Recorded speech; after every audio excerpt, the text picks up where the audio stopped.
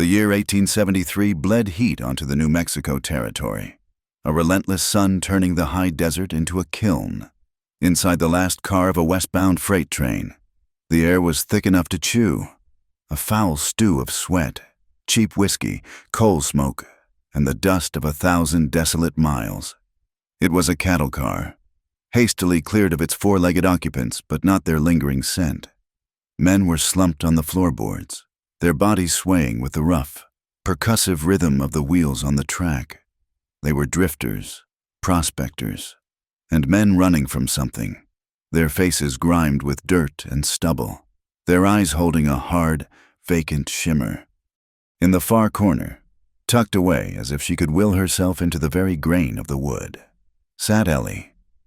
She was 18, though the fear in her eyes made her look younger, and the harsh lines around her mouth made her seem much older. She had been on this train for 2 days and 3 nights, a journey measured not in miles, but in the gnawing ache of hunger and the constant, thrumming dread that vibrated up from the tracks into her bones. Her dress, a faded calico that had belonged to a woman twice her size, was torn at the hem and stained with the grime of her travels.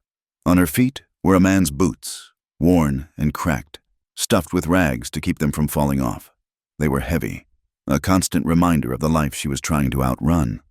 Beside her, clutched in a white-knuckled grip, was a small cloth sack. It held a half-eaten apple, a small tin of water, and a secret heavy enough to bend a soul. She kept her gaze fixed on a crack in the floorboards, tracing its path with her eyes, avoiding the looks that occasionally slid her way. They were like flies, those glances lazy at first, then persistent, crawling over her with a casual insolence that made her skin prickle. She had learned early on that to be a woman alone in a place like this was to be a curiosity, a problem, or an opportunity. She was trying desperately to be none of those things. She pulled her knees tighter to her chest, making herself smaller, a drab moth against the wall, hoping to be forgotten. The landscape outside was a punishing, beautiful emptiness. Mesas of red rock rose like ancient, sleeping beasts against a sky of impossible blue. Saguaro cacti stood as lonely sentinels, their arms raised in a silent, centuries-old surrender to the sun. There was no softness here, no gentle green to soothe the eye. It was a land of sharp edges, of things that could cut you, sting you, or leave you to die of thirst. It was honest, at least, it never pretended to be anything other than what it was. Ellie found a strange comfort in that. The world she'd left behind was full of smiles that hid teeth. Through the haze of her fear, her eyes kept drifting to one man. He sat alone, near the open door of the swaying car, his back against the frame. He was different from the others, where they were a restless, muttering herd. He was a study in stillness. He was tall, with shoulders that strained the fabric of his dusty coat even as he sat. His hat was pulled low, but she could see the hard line of his jaw and a face carved by sun and wind, not by bitterness. His hands rested on his knees, and they were large, calloused, the hands of a man who worked with wood and wire and earth. He hadn't spoken a word since she'd first seen him board at a lonely water stop 2 towns back. He just watched the desert roll by, his silence a solid, unbreachable thing in the noisy car. She didn't know his name, but in her mind, she began to think of him as the quiet man. He never looked at her, not once, and for that, she was profoundly grateful. His indifference was a shield. The train shrieked, a long metallic groan of protest as it began to slow. The rhythm of the tracks changed from a gallop to a clunky trot. Up ahead, a water tower stood stark against the sky, a meager outpost of civilization in the vast wilderness. A few men in the car stirred, grumbling, stretching their stiff limbs. Ellie's heart began to beat a frantic, panic tattoo against her ribs. A stop meant people could get on. She instinctively pressed herself deeper into her corner, pulling the threadbare blanket she'd found on the floor a little higher over her shoulder. Her hand tightened on her sack. Just be invisible. She prayed to a God she wasn't sure she believed in anymore. Just let them pass by. The train lurched to a halt with a final, shuddering clang. The sudden silence was more jarring than the noise. Dust motes danced in the shafts of sunlight cutting through the slats of the car. Outside, men shouted. The hiss of steam filled the air. Ellie held her breath. Then came the sound of heavy boots on the gravel beside the track. They were purposeful, confident steps. 3 men swung themselves up into the car, their figures silhouetted against the blinding glare of the afternoon sun. They paused for a moment, letting their eyes adjust to the gloom. The low chatter in the car died away. The air grew thick and heavy, charged with a new kind of tension. Ellie knew them before they even turned their faces to the light. She knew them by the arrogant set of their shoulders, by the cruel curve of their mouths. The man in the middle, a stout, florid man named Jedediah, had a silver-toothed grin and eyes like 2 chips of dirty ice. He was the one her father had made the deal with. The other 2, lean and wiry like a pair of starved coyotes, were his hired hands. Clem and Hank. Their job was to retrieve his property. His property was her. Jedediah's gaze swept the car, dismissing the other men as human refuse. He was looking for something specific. His eyes passed over her once, then snapped back, locking onto her with a sickening glint of triumph. "Well now," he said, his voice a greasy drawl that slicked through the silence. "Look what the cat dragged in. Thought you could run forever, little bird." Ellie's blood ran cold. The breath she'd been holding escaped in a ragged, soundless gasp. There was nowhere to go. The back of the car was a solid wall of wood. The front was blocked by them. The men around her looked on with a detached, predatory interest, smelling blood in the water. No one would help. They would watch, and maybe they would laugh.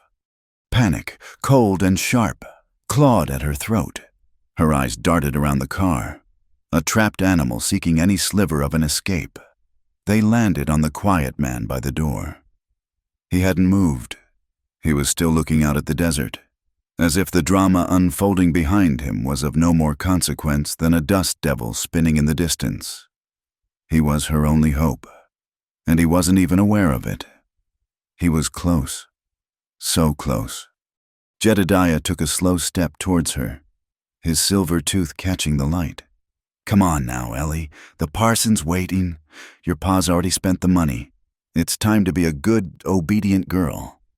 The word obedient was a lit match to the tinder of her terror. It was the word that had chased her out of her own home, into the night, onto this train. It was the chain they wanted to put around her neck. She couldn't go back. She would rather die out here, in the dust, under the uncaring sun, than go back to that man, to that life. In that split second, a desperate, insane plan formed in her mind. It was a fool's hope, a whisper in a hurricane, but it was all she had. She scrambled to her feet, her oversized boots clumsy on the uneven floor. She kept her eyes down, avoiding Jedediah's leering face. She took one step, then another, moving not away from them, but sideways, towards the open door, towards the quiet man. He must have felt her presence, a small, trembling thing in his periphery. He finally turned his head, his gaze meeting hers for the first time. His eyes were a startling gray, the color of a stormy sky over the plains. They held no pity, no curiosity, just a calm, steady watchfulness. He saw the 3 men advancing behind her. He saw the terror on her face. He saw everything. Jedediah chuckled. "That's right. Come to Papa. No need to be shy." Ellie reached the quiet man's side. He was a mountain of solid presence next to her. She could feel the warmth radiating from his body. She didn't have time for manners, for explanations.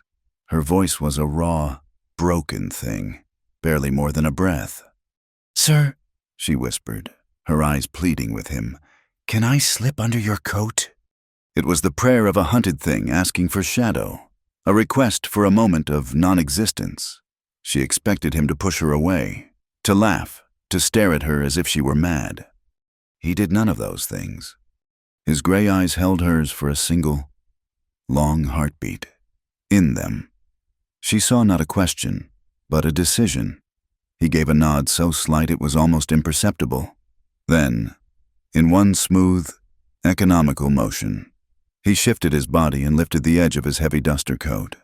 It was an invitation, an offering of sanctuary. Without a second's hesitation, Ellie ducked under the heavy canvas, pressing herself against his side. The coat fell around her like a curtain, plunging her into a world of warm darkness that smelled of dust, leather, and clean sweat. It was a fragile, temporary hiding place. But for a moment, the menacing faces and the leering eyes were gone. She was hidden. She pressed her face against the rough fabric of his shirt, her body trembling uncontrollably. She could feel the steady, solid beat of his heart against her cheek. It was the calmest sound she had heard in days. "Hey," Jedediah's voice was sharp with annoyance. "What do you think you're doing? Mister, that girl's with me." Ellie flinched, expecting the coat to be ripped away. She waited for the man to give her up, to say it was all a misunderstanding. Instead, she felt the muscles in his back tense. He didn't speak. The silence stretched, thin and taut. "I'm talking to you," Jedediah snarled. "You deaf, get out of the way!"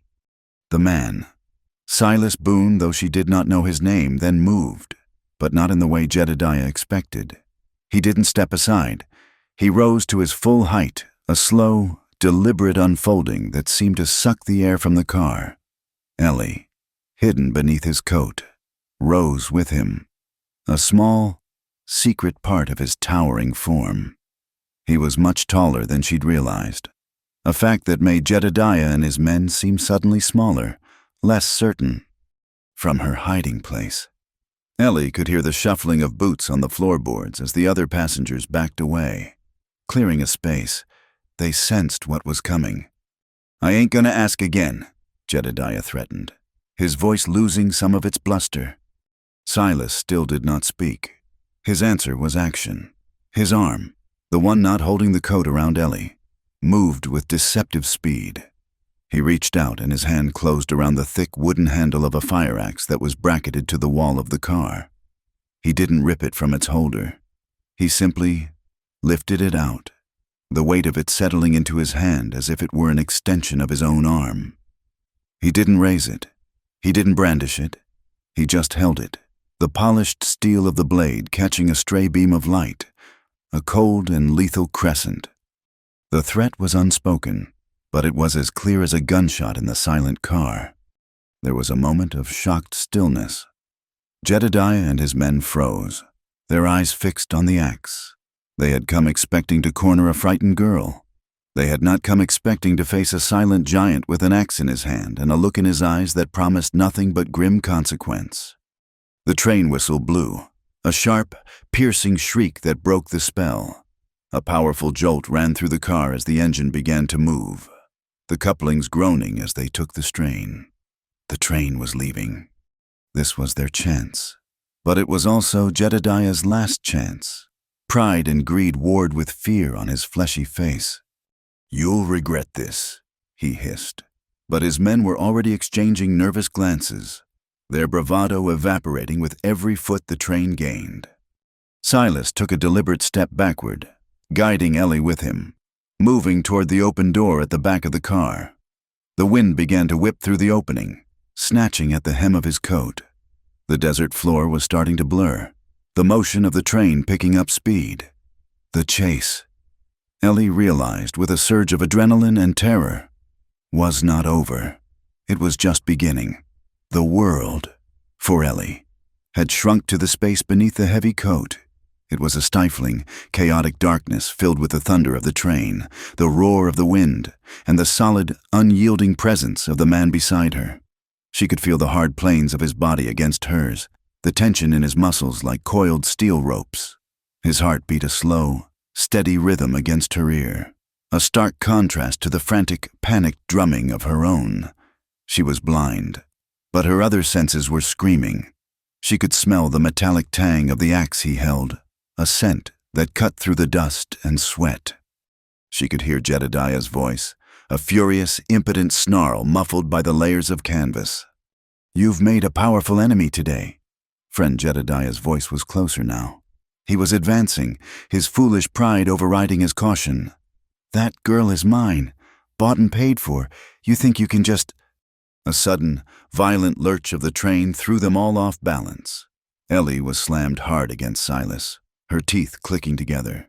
She heard a grunt of surprise from one of Jedediah's men and a string of curses. The train was picking up speed, swaying violently as it hit a curve in the track. The floorboards pitched beneath them like the deck of a storm-tossed ship. This was their window. The chaos was their shield. She felt Silas shift his weight. A subtle but powerful movement. His grip on the axe handle tightened. His other arm, the one holding the coat around her, clamped down like a vice, pulling her so close she could barely breathe. It wasn't a comforting embrace. It was the grip of a man securing a precious, awkward bundle before a perilous task. Through the fabric, she heard the scrape of a boot nearby. One of the henchmen, Clem or Hank, was trying to circle around them. The moment for stillness was over. Without a word of warning, Silas moved. He didn't shove her or tell her to run. He simply took a giant, backward step, pulling her with him as if they were a single entity. The motion was so abrupt, it stole the air from her lungs.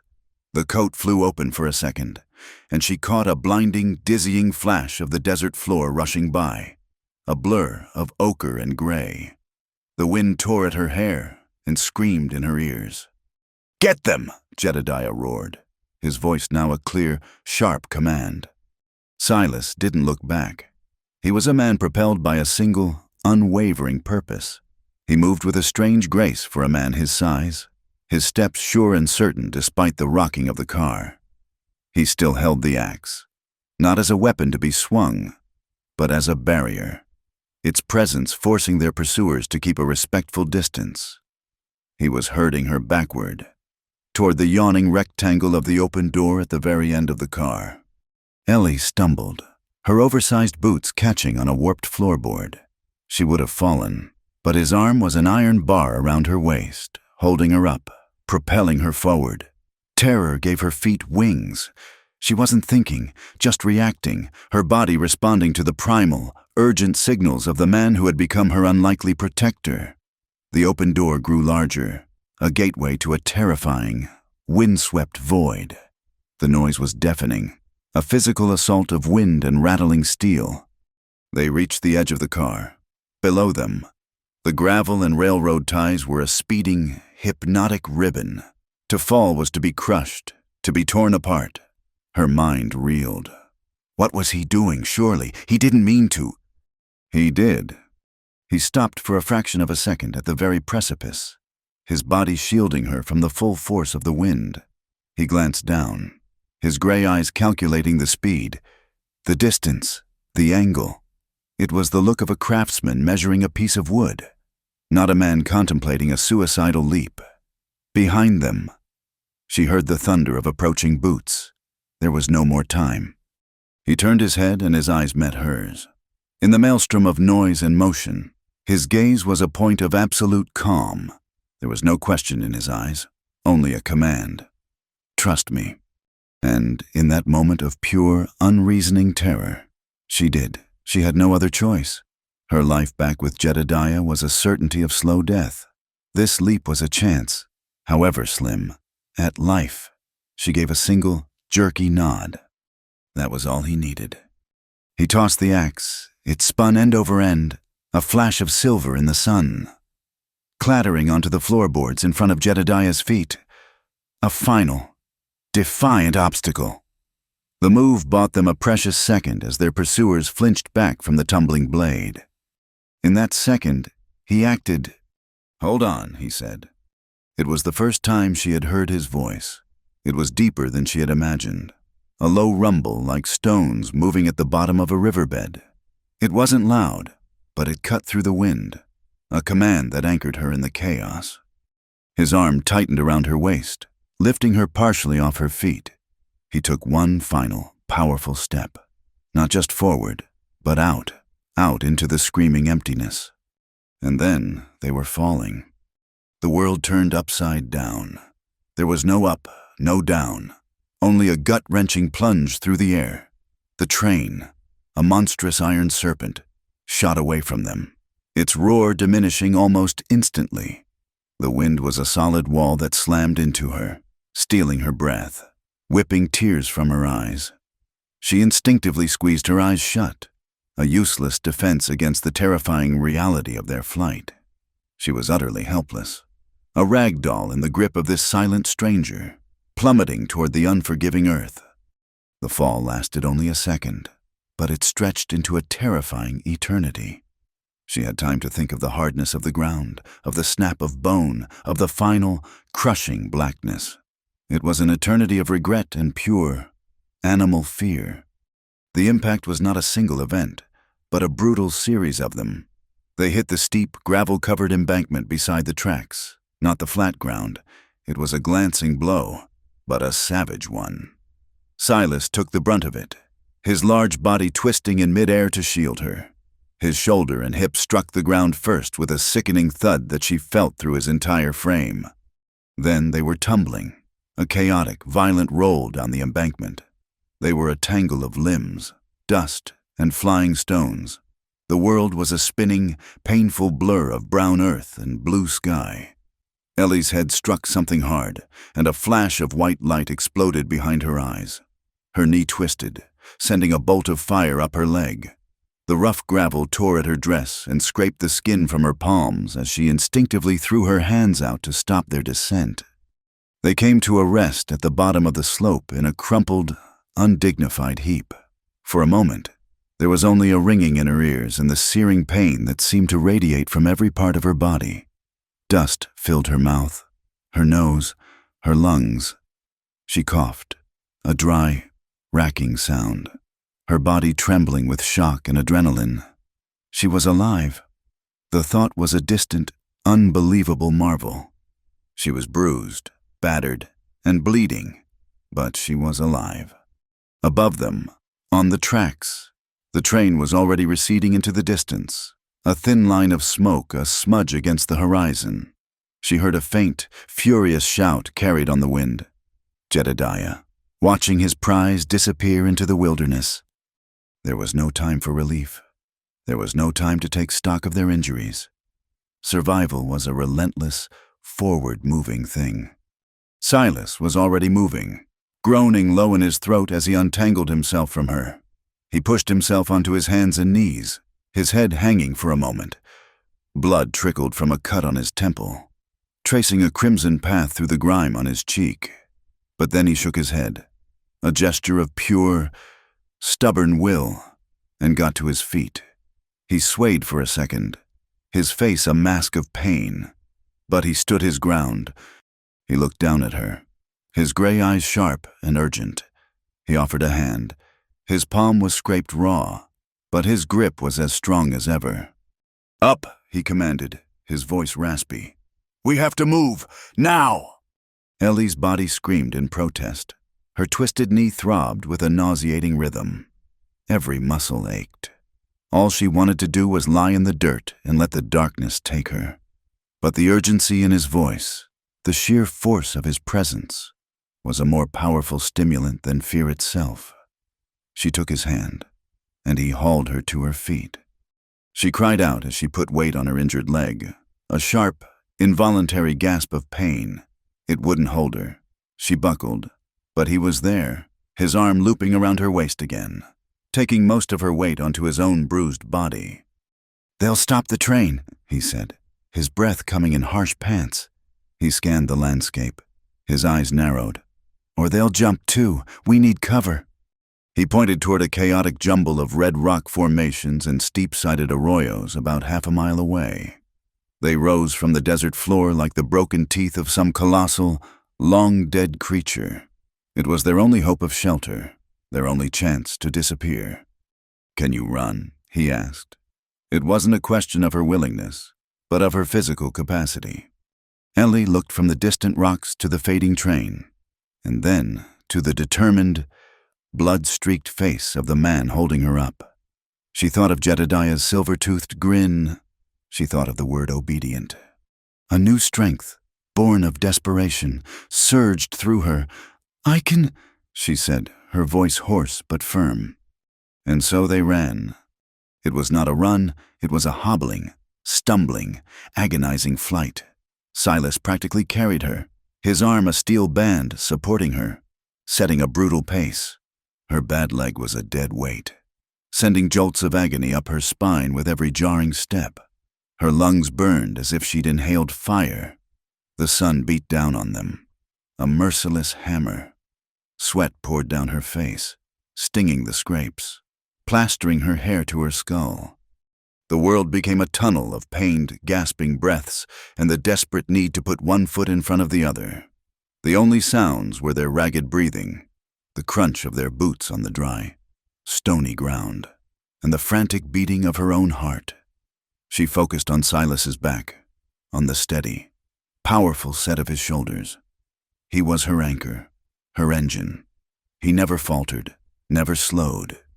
He was moving with a grim determination that seemed to draw strength directly from the harsh, unforgiving land itself. He was part of it. They left the shouts and the train far behind them. Two small, desperate figures struggling across a vast and indifferent landscape. They were running not just from the men who pursued them, but from the lives they had left behind. They were running toward an unknown future, toward the slim, jagged promise of sanctuary in the rocks ahead. And as they ran, with every painful, lung-searing step, the world of the train car, the leering faces, the stale air, the cloying fear began to feel like a dream, and the raw, painful, vibrant reality of survival became the only thing that mattered. The rocks had saved them. The maze of canyons and arroyos had swallowed them whole, providing a labyrinth of shadow and stone where no pursuer could easily follow. But salvation had come at a cost. The flight through the jagged landscape had shredded what was left of Ellie's dress and scraped her skin raw. Her injured knee had swollen to the size of a small melon, and every step was a fresh wave of white-hot agony. She was moving in a haze of pain, her consciousness shrinking to the single, desperate task of putting one foot in front of the other. She had lost all track of time, all sense of direction. The sun had crawled across the sky, a malevolent eye searing the world to shades of rust and straw. They had drunk the last of the water from her tin an hour ago, and her tongue was a dry, thick thing in her mouth. She was leaning on Silas so heavily now that he was practically carrying her.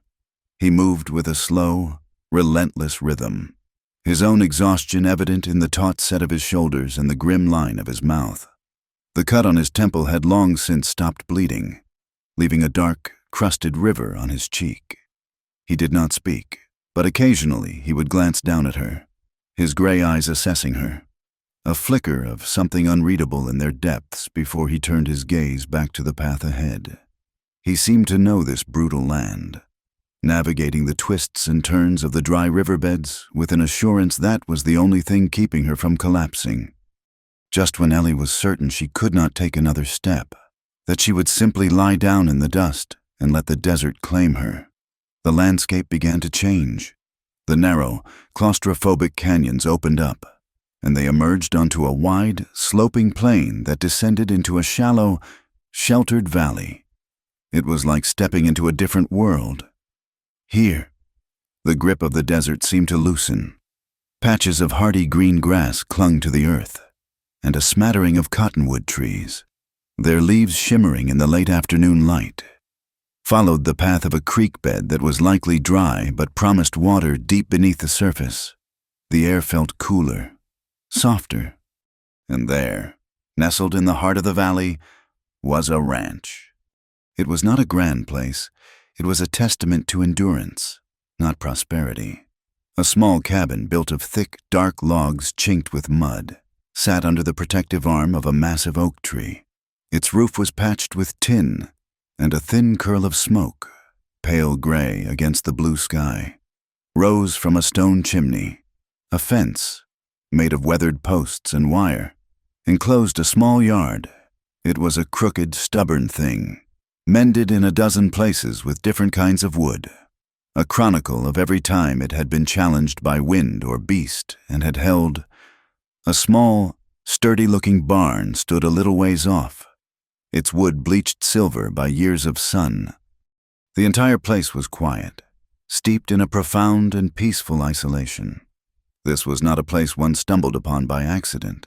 It was a place one came to with purpose, a deliberate retreat from the loud, grasping world. For the first time in days, the frantic knot of fear in Ellie's stomach began to loosen, replaced by a fragile, tentative sense of wonder. As they drew closer, she saw the small details of life. A few chickens scratched in the dust near the porch, their clucking a gentle, domestic sound. One, a scruffy-looking hen, seemed to be astray, pecking hopefully at the hard-packed earth a good distance from the others. A water pump stood near a trough, its iron handle gleaming. A man's work shirt was draped over the fence, drying in the breeze. These were the ordinary signs of a home, and to Ellie, who had been living in a state of extraordinary terror, they seemed like miracles. They were halfway across the yard when the cabin door creaked open. It was not a man who emerged, but a boy. He was perhaps 10 or 11, with a shock of unruly brown hair and a face smudged with dirt.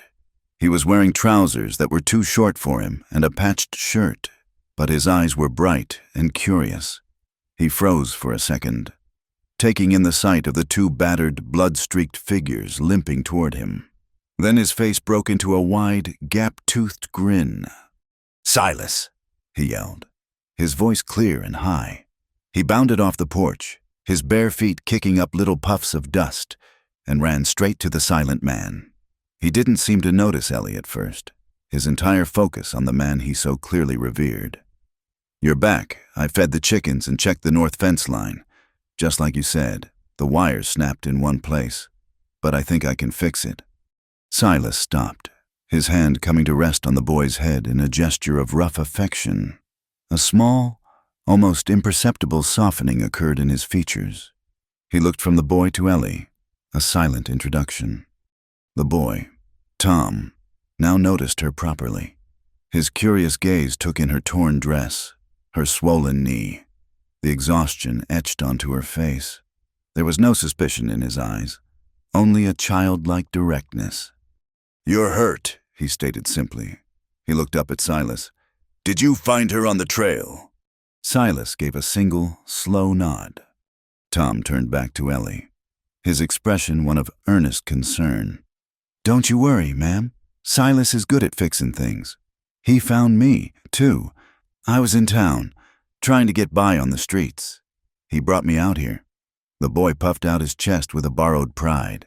"Says a man needs a place to stand on his own 2 feet. The simple, unadorned testimony hung in the quiet air. It explained so much. This silent, formidable man was not just a drifter. He was a rescuer, a builder of things, a provider of sanctuary. Silas nudged the boy gently toward the house. "Water. Tom," he rumbled, his voice low and gravelly. "Yes, sir." Tom shot off toward the pump without a second's hesitation. Silas then turned his full attention to Ellie. He looked at her face, then down at her leg. His expression unreadable but for the deep weariness in his eyes. He didn't ask who she was. He didn't ask what had happened. He didn't ask who was chasing her or why. He simply lifted his arm and gestured toward the open cabin door. It was an invitation, a silent, unconditional welcome. For a lifetime, it seemed, every door had been a place of dread. The door to her father's study, where deals were made over her head. The door to her own room, which no longer felt like her own. The door of the train car, which had brought her pursuers. Doors were for trapping, for closing one in. But this door was different. It was open. It promised shade and rest. And for the first time she could remember, she was not being pushed through it or dragged through it. She was being invited. Tears pricked the back of her eyes, hot and sudden. She choked them back, refusing to cry. She had not shed a tear during the entire chase, and she would not start now. She gave Silas a small, grateful nod and using his shoulder for support. She hobbled the last few feet and crossed the threshold into the cabin. The relief was immediate and overwhelming. The air inside was cool and dim, a welcome balm after the relentless glare of the sun. It smelled of wood smoke, coffee, and something clean and faintly medicinal, like dried sage. The cabin was a single, large room, impeccably clean and orderly. A stone fireplace dominated one wall, its hearth swept clean. A sturdy wooden table and 2 chairs stood in the center of the room. A bed, neatly made with a patchwork quilt, was tucked into a corner. Along the opposite wall were shelves filled with tins, jars, and a few leather-bound books. Everything was handmade, from the rough-hewn table to the pegs on the wall where a rifle and a set of worn leather gear hung. It was a space stripped down to its essentials, a room that spoke of self-sufficiency and quiet purpose. There was a worn armchair near the hearth, its cushions faded but plump. Silas guided her toward it, his hand on her elbow. She sank into it with a groan, the soft support a luxury so profound it almost made her dizzy. For the first time since she had jumped from that train, she let the full, crushing weight of her body relax. The pain was still there, a loud, insistent throb, but the terror that had been its constant companion was finally, mercifully, beginning to fade. Tom came in, carrying a dipper of water. He offered it to her with a shy smile. "Here, ma'am. It's cool from the well." Ellie took it with a trembling hand. "Thank you, Tom," she whispered, her voice cracking. The water was the best thing she had ever tasted. It was cold and clean and real. She drank it slowly, feeling it wash the dust from her throat and bring a little life back to her exhausted body. Silas moved about the cabin with a quiet efficiency. He stoked the embers in the fireplace, adding a few small logs until a cheerful fire was crackling. He filled a kettle with water and hung it on a hook over the flames. He did all of this without looking at her, giving her the gift of his inattention. He was allowing her to simply be, to exist in his space without the need for performance or explanation. He pulled a small wooden stool over and sat down in front of her. He looked at her swollen, discolored knee, which she had propped up on the floor. "That needs tending." He said it was a statement of fact, not an intrusion. He rose and went to a small chest in the corner, from which he took a clean cloth, a bowl, and a small, dark bottle. He filled the bowl with warm water from the now steaming kettle. He knelt before her, and for a moment, Ellie flinched, an instinctive reaction to a man at her feet, but there was nothing servile or threatening in his posture. He was simply a man about to perform a necessary task. His hands, which she had seen lift a heavy axe with ease, were surprisingly gentle. He carefully slit the torn fabric of her dress further to expose the injury. His touch was clinical, impersonal, yet profoundly kind. He soaked the cloth in the warm water and began to clean the scrapes and bruises around her knee. His movements slow and deliberate. Ellie watched his bent head, the way his dark hair fell over his brow, the concentration on his face. He worked in silence, and she found herself relaxing under his care, the tension draining out of her, muscle by muscle. The pain was still there, but it was being attended to, its sharp edges softened by his gentle ministration. This quiet, simple act of care was more intimate than any touch she had ever known. It was an act of pure, uncomplicated kindness, offered without condition. He asked for nothing in return. She was not property to be claimed, or a problem to be solved. In this quiet cabin, in the care of this silent man, she was simply a person who was hurt and in need of help. When he was done cleaning the wound, he uncorked the small bottle. The sharp, clean scent of witch hazel filled the air. He poured a little onto a fresh part of the cloth and gently dabbed it onto her skin. She hissed as it stung, but it was a clean, healing pain. He then wrapped her knee loosely in another dry cloth, creating a simple, clean bandage. He sat back on his heels, his work done.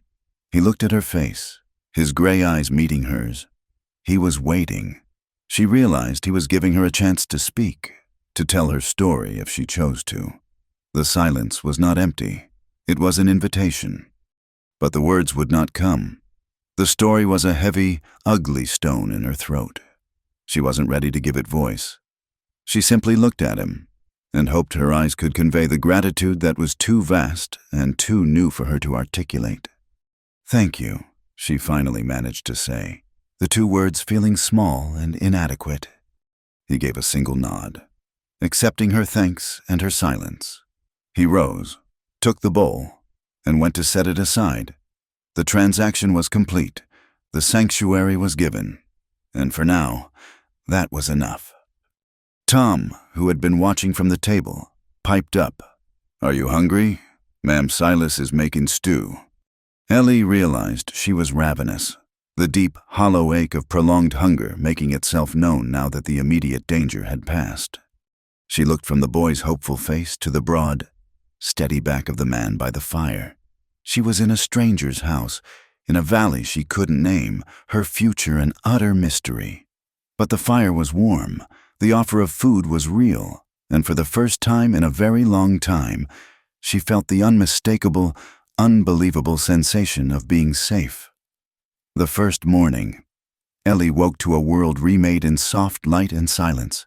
She was not in a jolting train car or a cold, damp barn, but in a real bed, tucked under the heavy warmth of a patchwork quilt.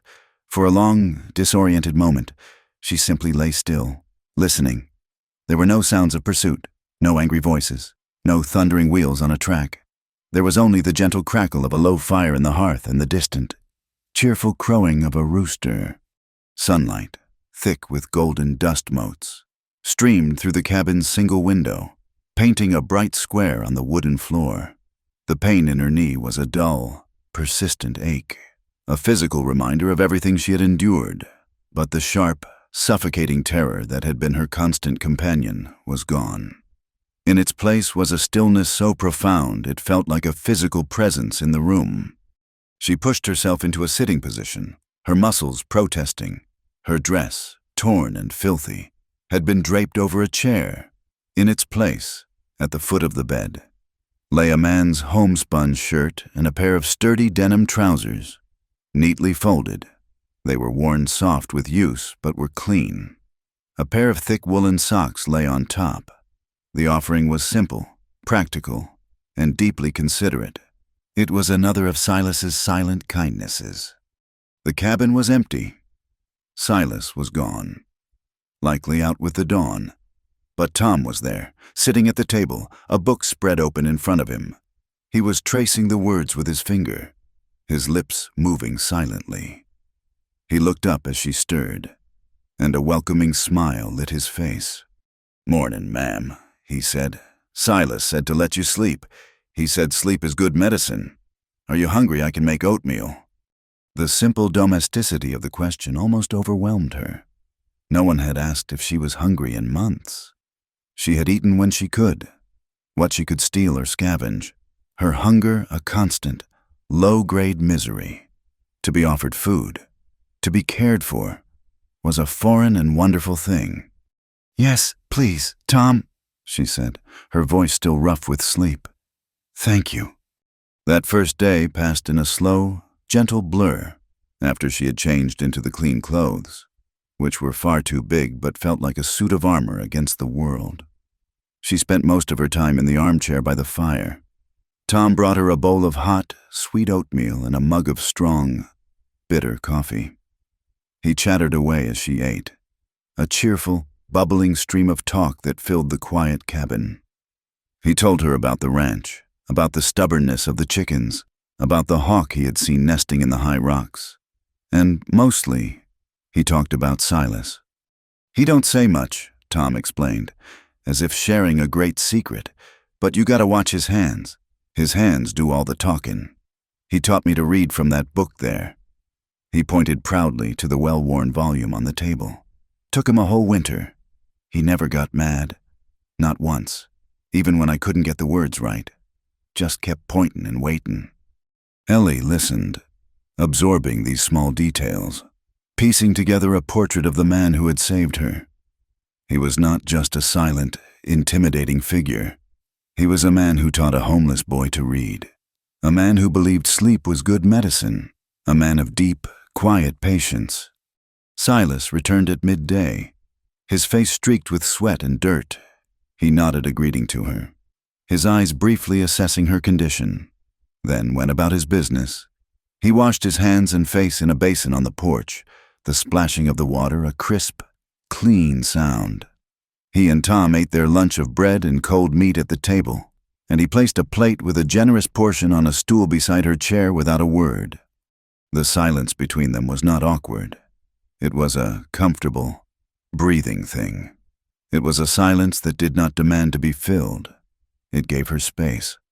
For the first time, she felt she could simply exist without needing to justify her presence, without having to be ever watchful for the next threat. Her nervous system, coiled tight for months, began to slowly, cautiously, unwind. By the second day, the idleness began to weigh on her. She was not used to being cared for. Survival had meant constant motion, constant work. To sit still felt like a vulnerability she could not afford. Though her knee was still tender, she could walk with only a slight limp. She was determined to contribute, to earn her keep, to not be a burden. She started with the dishes, after their morning meal, while Silas was sharpening a tool by the barn. She gathered the tin plates and mugs and carried them to the basin. The warm, soapy water on her hands was a simple, grounding pleasure.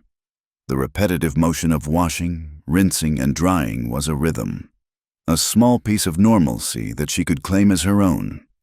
Each clean plate stacked on the shelf was a tiny victory against the chaos. Tom found her there and smiled. Silas usually does that. "I'd like to help," Ellie said, and the words felt good in her mouth. They were words of choice, not of coercion. From there, she found other small tasks. She swept the cabin floor, the swish of the broom a satisfying sound. She mended a tear in one of Tom's shirts, her stitches small and neat. She had learned to sew out of necessity, patching her own meager clothes. But now the simple act of pulling thread through fabric felt creative, restorative. She was not just closing a hole. She was making something whole again. On the third day, she felt strong enough to venture outside for more than just a brief visit to the necessary. She followed Tom to the chicken coop, a small, well-kept structure behind the cabin. The air inside was warm and smelled of hay and earth. The hens clucked and fussed around their feet. "You gotta be gentle," Tom instructed with the gravity of an expert. "You reach under 'em slow, so you don't spook 'em." Ellie followed his lead, sliding her hand into the warm, soft hay of a nesting box. Her fingers brushed against a smooth, solid shape. She carefully drew it out. The egg was a perfect, pale brown oval, still warm with the life of the hen. She held it in her palm. A small, solid miracle. It was the most ordinary thing in the world, and yet it felt profound. It was a sign of life, of continuity, of a day that would be followed by another. She gathered 4 more, her movements becoming more confident, carrying the basket of eggs back to the house. She felt a flicker of something she had not felt in years, a quiet, simple pride. A routine began to form, dictated by the sun and the needs of the small ranch. Mornings were for chores. Afternoons, when the sun was at its highest, were for rest. Ellie would often take a book and sit on the porch, in the shade of the cabin's overhang. Her knee still ached if she stood for too long, and she found a particular spot on the top step where she could sit comfortably, her back against a porch post. It was there that the silent conversations with Silas began. One afternoon, she came out to her spot to find a dipper of cool water sitting on the step, a single drop condensing and tracing a path in the dust. Silas was nowhere in sight. He was likely mending the fence line Tom had mentioned, but he had been there. He had seen that this was her spot. He had anticipated her thirst. He had left the water for her. Ellie stared at the dipper for a long time. Such a small gesture. It was nothing, And it was everything. It was an acknowledgement. It meant she was seen, not as an object or a problem, but as a person with habits and needs. She drank the water, and it was as refreshing as the first cup Tom had given her. A few days later, another offering appeared. Lying on the porch rail next to her spot was a single wildflower. It was a desert marigold, its vibrant yellow petals a startling splash of color against the weathered gray wood. It wasn't presented to her with a flourish. It was simply left there, a small piece of beauty deposited in her path. She picked it up, its stem still holding the warmth of the sun. She twirled it in her fingers, the gesture so foreign. She could not remember the last time she had held something that existed only to be beautiful. She tucked it into the pages of the book she was reading, a marker for that day, for that quiet, unspoken message.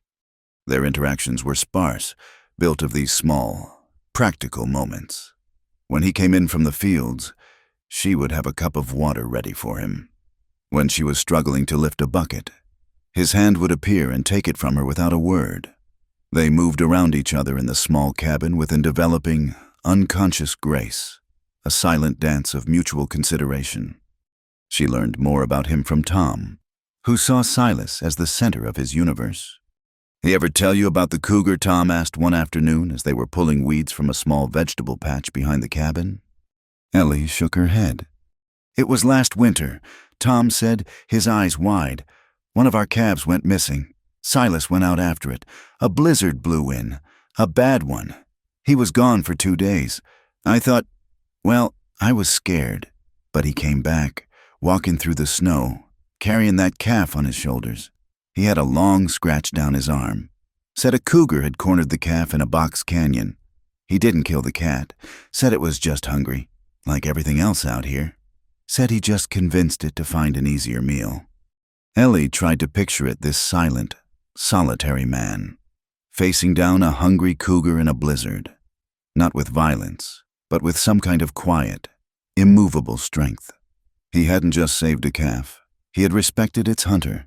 He saw the world as a difficult, hungry place, and he moved through it with a firm, compassionate strength. Slowly, day by day, Ellie began to feel the earth beneath her feet again. She was no longer a ghost, fleeing from one shadow to the next. She was a woman who gathered eggs, who washed dishes, who read books on a sun-drenched porch. The rhythm of this simple, quiet life was seeping into her bones, healing hurts she didn't even know she had. She still had nightmares sometimes, waking with a gasp in the dark, the ghost of Jedediah's silver-toothed grin haunting her. But now, she could open her eyes to the quiet darkness of the cabin, hear the steady breathing of Tom in his cot across the room, and know that she was safe. The fear would recede, and she would fall back asleep, anchored by the profound and steady silence of her newfound home. A week bled into 2, and the rhythm of the ranch became the rhythm of Ellie's own heart. The jagged edges of her fear were smoothing away, worn down by the steady, quiet routine of days. She knew the particular creak of the porch steps in the morning, the way the light fell across the table at noon, the soft hoot of an owl in the big oak tree after dusk. These small certainties were anchors, holding her fast in a world that had always felt like a raging current trying to pull her under. Her knee had healed, leaving only a faint stiffness and a latticework of pale scars. She was stronger now, not just in body, but in some deeper, more essential part of herself.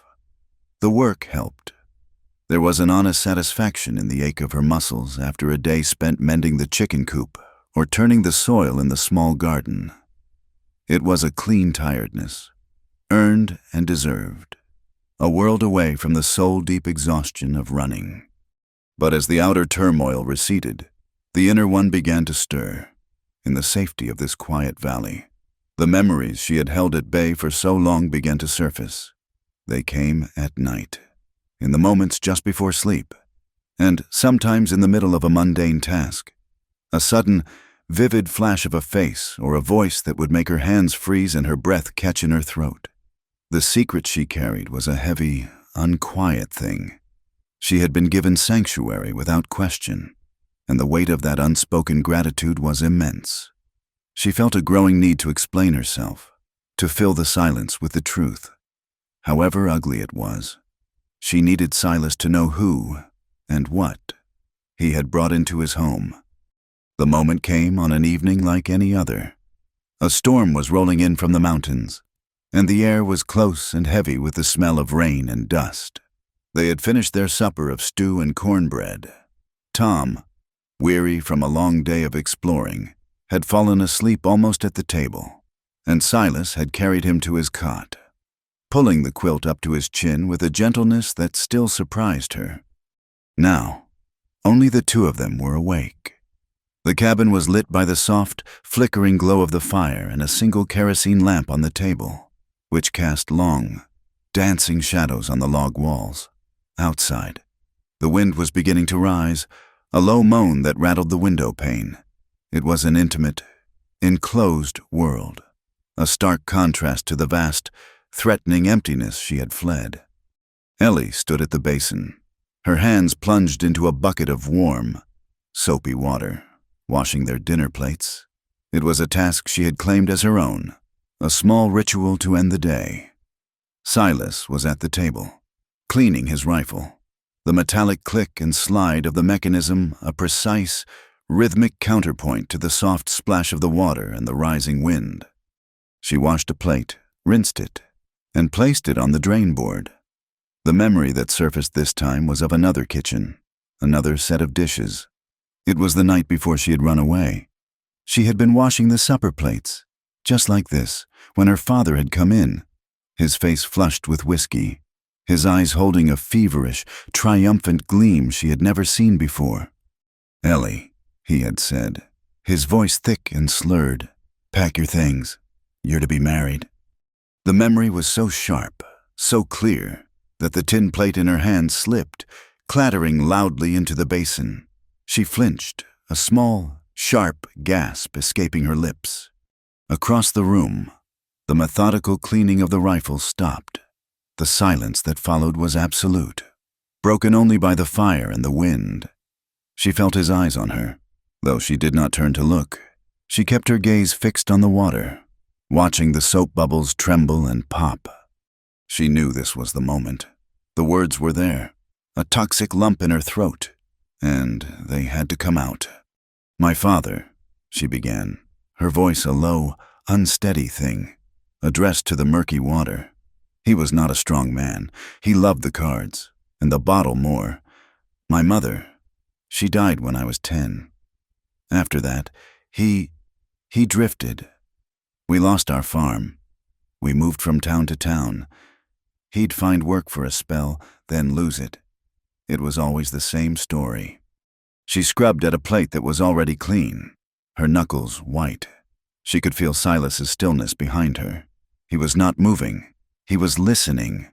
His focused silence was a vessel, and she began to pour her story into it. He always said he was looking for a fresh start, a lucky streak. He believed in luck more than he believed in God or hard work. A few months ago, his luck, as he called it, came in the form of a man named Jedediah Croft. She paused, swallowing hard against the bitter taste the name left in her mouth. He was a trader, furs, land, supplies. He had money. He was older than my father, with a grand house in the town we were staying in.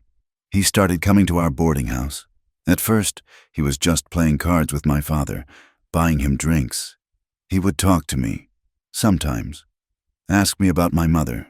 He had a way of looking at you, like he was pricing a horse. It made my skin crawl. She set the clean plate aside and took another. Her hands were shaking. One night, my father didn't come home. I sat up all night, waiting. He stumbled in the next morning, smelling of cheap perfume and expensive whiskey. But he was happy. He was smiling. He said our troubles were over. He said Mr. Croft had taken a liking to me, that he was a lonely man, a widower, looking for a good, sturdy wife to run his home. The word sturdy hung in the air, ugly and utilitarian. She had not been a daughter to be cherished, but livestock to be appraised. He told me Mr. Croft had made him a generous offer. He had agreed to clear all my father's gambling debts. He gave him a pouch of gold coins on top of that, enough for a fresh start in California. All my father had to do was give his blessing for me to marry Mr. Croft. She stopped, her throat closing up. She leaned her hands against the edge of the basin, the rough wood digging into her palms, anchoring her to the present, to this safe, warm cabin. The wind howled outside, a wild, grieving sound that echoed the desolation in her own heart. Behind her, she heard a soft sound, the scrape of a chair leg on the floor, the soft thud of boots. He was moving. She tensed, expecting him to leave, to go outside, to retreat from the ugliness of her story. She would not have blamed him. But he did not leave. He came to stand beside her. He did not touch her. He did not speak. He simply picked up a clean, dry cloth from the stack beside the basin and took the plate she had just washed. He began to dry it, his large hands careful and methodical, turning the plate over and over in the soft lamplight. The gesture was so unexpected, so profoundly simple, that it broke through the dam of her composure. A single, hot tear escaped and rolled down her cheek. She hastily wiped it away with the back of her wet hand. His presence beside her, his silent participation in her task, was a quiet, powerful statement. "I am here.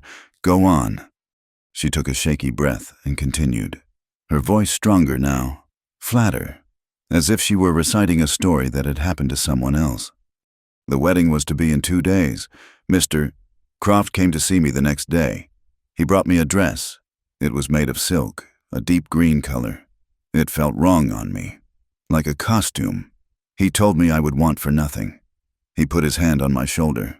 His fingers were thick, and his nails were too clean. He smelled of cigar smoke and bay rum. He said he was looking forward to our wedding night, that he would teach me the duties of a wife." She scrubbed at the last pot, her movements jerky and fierce, scraping away at a stain that wasn't there. "That night, my father celebrated his good fortune. He drank until he passed out on his bed, the empty pouch that had held his gold lying on the floor beside him. He had sold me. He had sold his only child for a handful of coins and a clean slate. I looked at him, lying there, snoring, and I didn't feel anger. I didn't feel sadness. I felt nothing. It was like the man I had known as my father, the one who used to read me stories and carry me on his shoulders, had died a long time ago. And this was just a stranger living in his skin. I knew I couldn't stay. I couldn't marry that man. It felt like it wouldn't just be my body that he would own. It would be my soul. So I waited until the house was quiet. I took the little bit of money I had saved, a loaf of bread, and an apple. I put on my oldest clothes and a pair of boots I found in the hall, and I ran. I just ran into the night. I made my way to the rail yard and hid in an empty cattle car. That's where they found me. Mr. Croft had hired men to bring me back. He wasn't a man who liked to lose his investments. She finished the last pot and set it down with a soft thud. The story was told. It lay in the space between them, a raw and wounded thing. She pulled the plug from the basin, and the gray, soapy water gurgled down the drain, as if washing the filth of the past away. Her hands were wrinkled and red. She stared at them, unable to look at him. The silence in the cabin was deep now. The fire crackled. The wind pressed against the walls. Silas finished drying the last pot. He stacked it carefully with the others. Then he took the wet, soapy cloth from her nerveless fingers and set it aside. He took the drying cloth he had been using and gently, deliberately, took her hands in one of his, with the other. He began to dry them, carefully, one finger at a time. His touch was warm and firm. It was not a touch of pity or of passion. It was a touch of quiet, human connection, a simple, profound act of care. He dried her palms, her wrists, the spaces between her fingers. He did it all in that same, unbreakable silence. When he was finished, he let her hands go. He looked at her then, his gray eyes clear and steady in the lamplight. There was no judgment in them, no disgust. There was only a deep, quiet understanding. He had listened to the ugliest truth she had to offer, and he had not turned away. He gave a single, small nod, and in that simple gesture, she heard everything he wasn't saying. "I heard you. I believe you. You are safe here." Then he turned, banked the fire for the night, and walked out the door onto the porch, leaving her alone in the quiet, warm cabin. He was giving her space, just as he had on her first day. He knew she needed to be alone with the echoes of her own story, to feel the lightness that comes after a heavy burden is finally set down. Ellie stood by the basin for a long time, listening to the wind. The storm had finally broken, and the first drops of rain began to patter on the roof. A soft, cleansing sound. The story was no longer just hers, it was shared. And in the sharing, its power was diminished. It was no longer a secret that owned her. It was just a story, a sad story, but one whose ending had not yet been written. The confession, once spoken, did not shatter the quiet world they had built. Instead, it seemed to settle into its foundation, making it stronger, more solid. A truth, however painful, had been shared and accepted, and the silence that followed was no longer one of uncertainty, but of deep, shared understanding. The unspoken question of Ellie's past had been answered, and Silas, with his quiet acceptance, had told her that it did not matter. She was here, now. That was enough. In the weeks that followed, a new and delicate peace settled over the valley. The summer sun baked the earth to a hard, cracked shell, but in their sheltered hollow, life thrived. Ellie found a genuine joy in the simple, repetitive tasks of the ranch. She felt a sense of ownership, of belonging. This was no longer just Silas's sanctuary. It was hers, too. She learned the individual personalities of the chickens, the best places to find wild mint by the creek bed, the way the shadows of the mountains crept across the valley floor in the late afternoon. She was putting down roots, tentative and fragile, in the hard, dry soil. The morning of the trouble began like any other. It was a day of crystalline beauty, the sky a vast, cloudless dome of the purest blue. A light breeze whispered through the cottonwoods, a cool promise against the coming heat. Ellie was in the yard, scattering grain for the chickens. Tom was at the water pump, his thin arms working the iron handle with a determined rhythm, filling a trough for the horse. The air was filled with the mundane, comforting sounds of their life, the greedy clucking of the hens, the rhythmic squeak and splash of the pump, the distant, steady ring of a hammer on steel from the barn, where Silas was repairing a broken harness ring. It was a picture of perfect, hard-won peace, a peace as fragile as a robin's egg. Ellie was the first to see it, a flicker of movement on the high ridge that formed the eastern wall of their valley. At first, she thought it was a deer, or perhaps a coyote, but then the shape resolved itself, and her blood ran cold. It was a rider on a horse. Then another appeared beside him, and a third. They were just dark silhouettes against the bright morning sky, but they were not meandering. They were moving with a grim, unwavering purpose, their path leading directly down into the valley. For a frozen moment, she was the girl on the train again, the hunted animal. Every nerve ending screamed at her to run, to hide, to disappear. The grain scoop fell from her nerveless fingers, scattering its contents in the dust. The chickens squawked and fluttered away. Tom stopped pumping, following her terrified gaze. "Who's that, Ellie?" he asked, his voice small. But Ellie did not answer. The paralysis broke, replaced by a surge of fierce, protective adrenaline. This was not a train car full of strangers. This was her home. These were her people. They were not taking this from her. Silas. Her voice was a raw, sharp cry, a blade of sound that cut through the peaceful morning air. Riders. The hammering from the barn stopped instantly. A second later, Silas appeared in the wide doorway, wiping his hands on a rag. He looked up at the ridge, His eyes narrowed, his face hardening into a mask of stone. He saw the three riders, now making their way down the steep trail. He did not need to ask who they were. He knew. Trouble had found them. His movements were swift, economical, utterly devoid of panic. He strode out of the barn, his long legs eating up the ground. "Tom, Ellie, inside the house," he commanded, his voice a low, urgent rumble. "Now!" He didn't wait for them to obey. He grabbed Tom's arm as he passed the pump, practically lifting the boy off his feet, and herded him toward the cabin. Ellie was already scrambling for the porch, her heart a wild, frantic drum against her ribs. They tumbled through the door, and Silas followed right behind them, his large frame filling the doorway.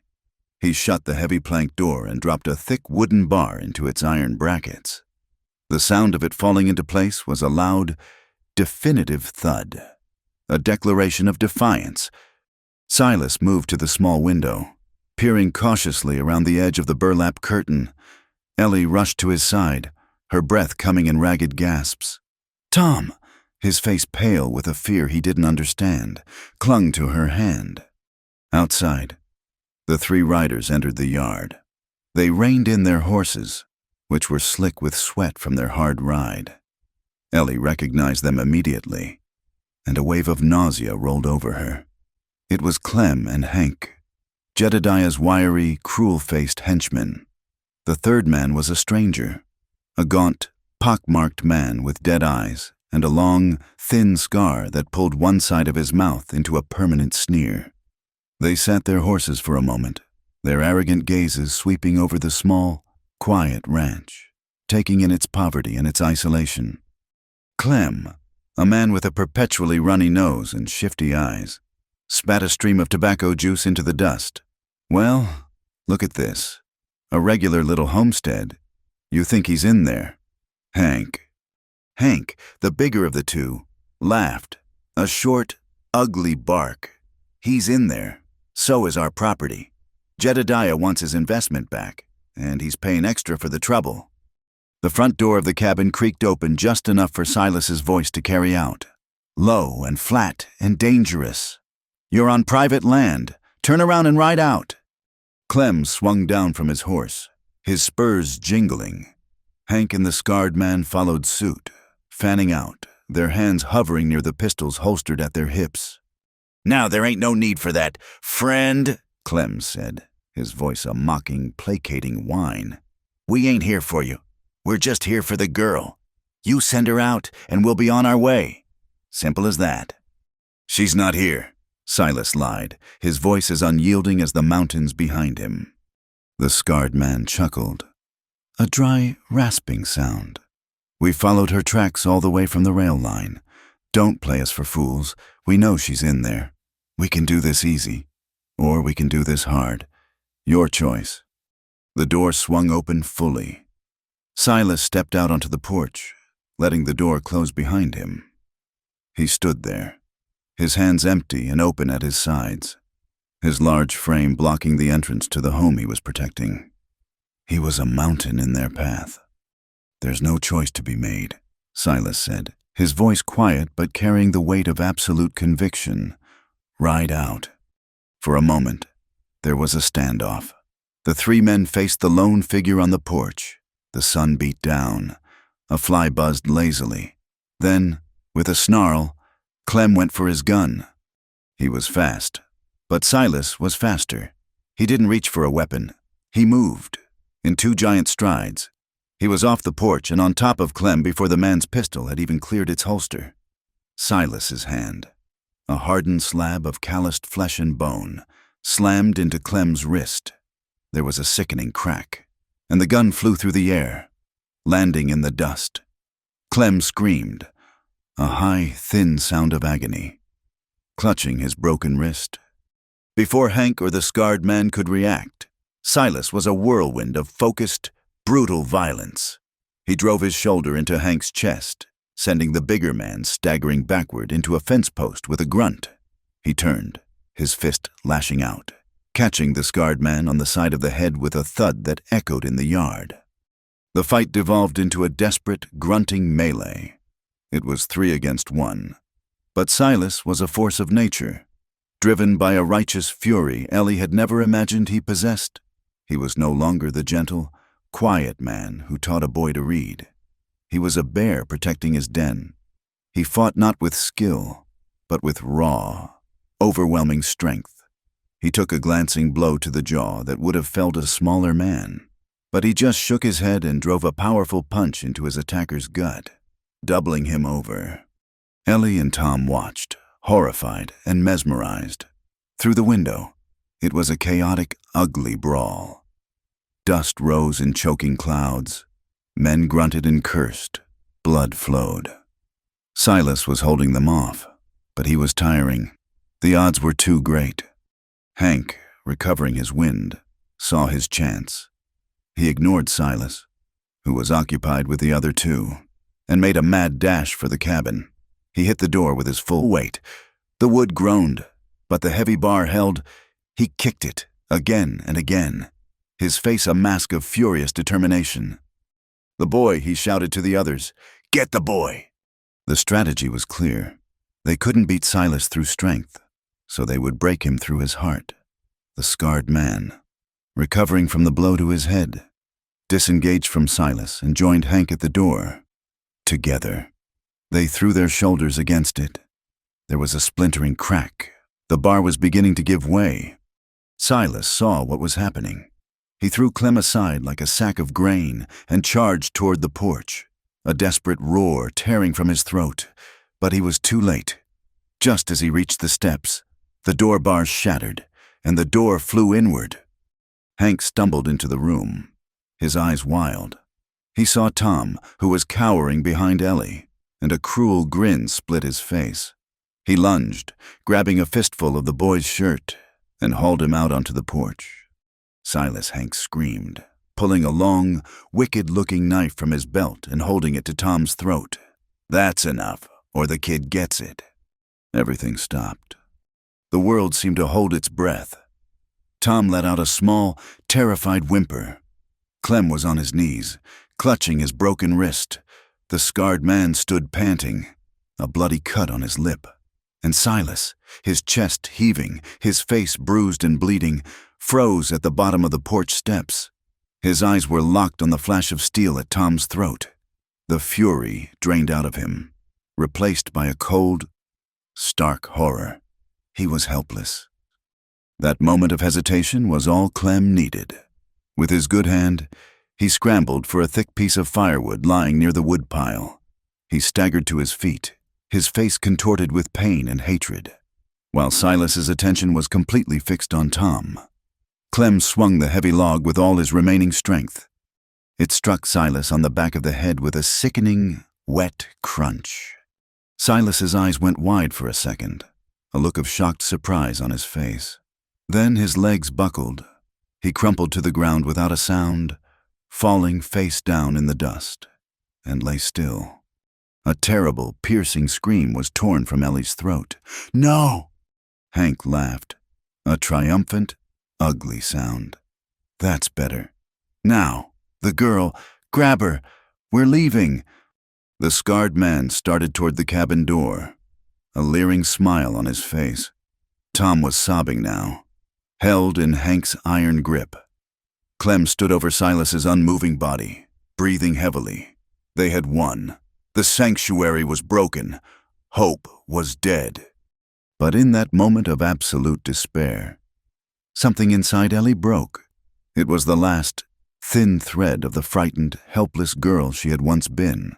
All that was left was a cold, hard rage. A rage born of love for the boy who was about to be orphaned again, and for the man who lay bleeding in the dirt, the man who had shown her a kindness she had never known. She would not let them win. Her eyes darted around the cabin.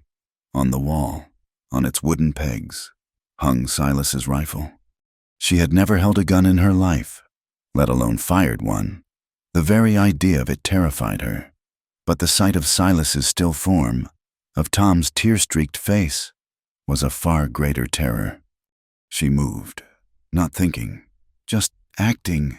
She scrambled across the room, her hands reaching up, fumbling for the heavy weapon. It was heavier than she could have imagined, long and awkward and smelling of oil and steel. She pulled it from the pegs, staggering under its weight. She turned back toward the door. The scarred man was just stepping across the threshold, reaching for her. She raised the rifle. It trembled violently in her hands, the long barrel wavering. He stopped, his eyes widening in surprise. Then amusement. "What are you going to do with that, little girl? You don't even know which end the bullet comes out of?" Her heart was hammering against her ribs so hard she thought it would break. The roaring in her ears was deafening.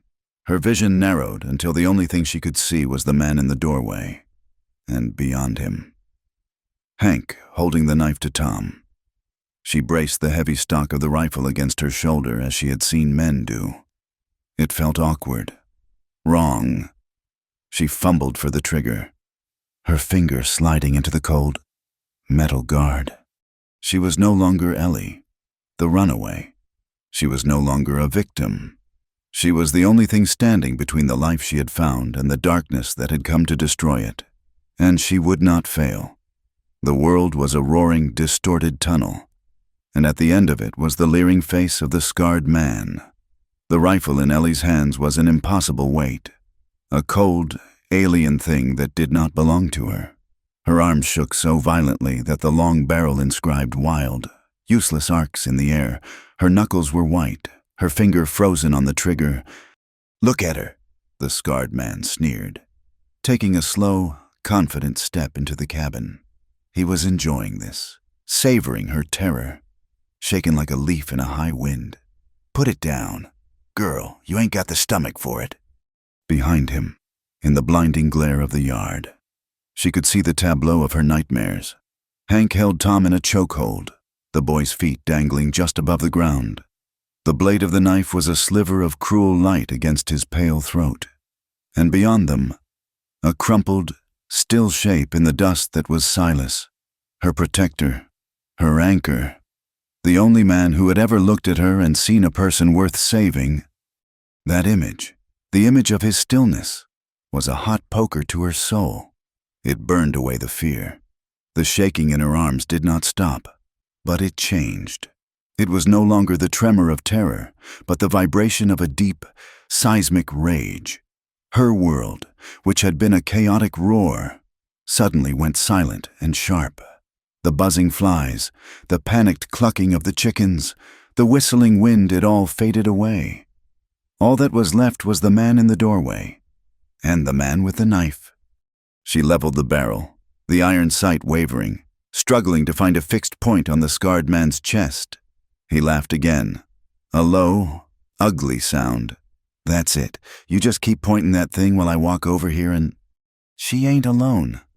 The voice was old, cracked like dry leather, but it cut through the tense air with the authority of a gunshot. It came from the side, from the direction of the barn. Every head swiveled. Standing near the corner of the cabin, half hidden in the shadow of the overhang, was an old man. He was small and wizened, his skin the color and texture of a dried apple, a road map of wrinkles crisscrossing his face. He wore dusty, patched overalls and held an ancient, double-barreled shotgun, its stock worn smooth with age, its twin muzzles like two dark, hollow eyes. He held it not with the swagger of a gunfighter, but with the steady, no-nonsense grip of a farmer protecting his land. This was Raoul. Hank, who had been grinning, faltered. His eyes darted from the old man's shotgun back to the rifle in Ellie's hands. The scarred man froze mid-step, his confident smirk vanishing, replaced by a flicker of disbelief and annoyance. The odds had just changed. "Who the hell are you?" "Old man," the scarred man snarled. "I'm the man who taught that boy on the ground how to shoot," Raoul said, his voice calm, his dark eyes missing nothing. "And I can tell you, he was a better student than I was a teacher. Now, you got 2 guns on you. I suggest you let the boy go and ride on out of here before you find out if the girl is as good a student as he was." The threat was quiet, but it was real. They were no longer cornering a lone girl. They were in a crossfire. Hank's grip on Tom tightened. The boy let out a choked gasp. "Shut up!" Old Man Hank shouted, his voice cracking with a new edge of panic.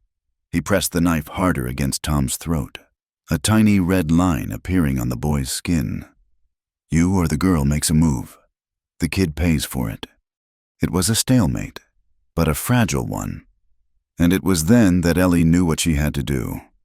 Raoul had given her a gift not of salvation, but of a single, precious moment of distraction. The scarred man was looking at Raoul. Hank was looking at Raoul. For a fraction of a second, their attention was divided. She shifted her aim. It was the hardest thing she had ever done. The barrel of the rifle felt as if it were moving through thick molasses. She swung it away from the scarred man in the doorway and toward the yard, toward the figure of Hank and the small, terrified boy in his arms. The front sight was a small, crude piece of iron.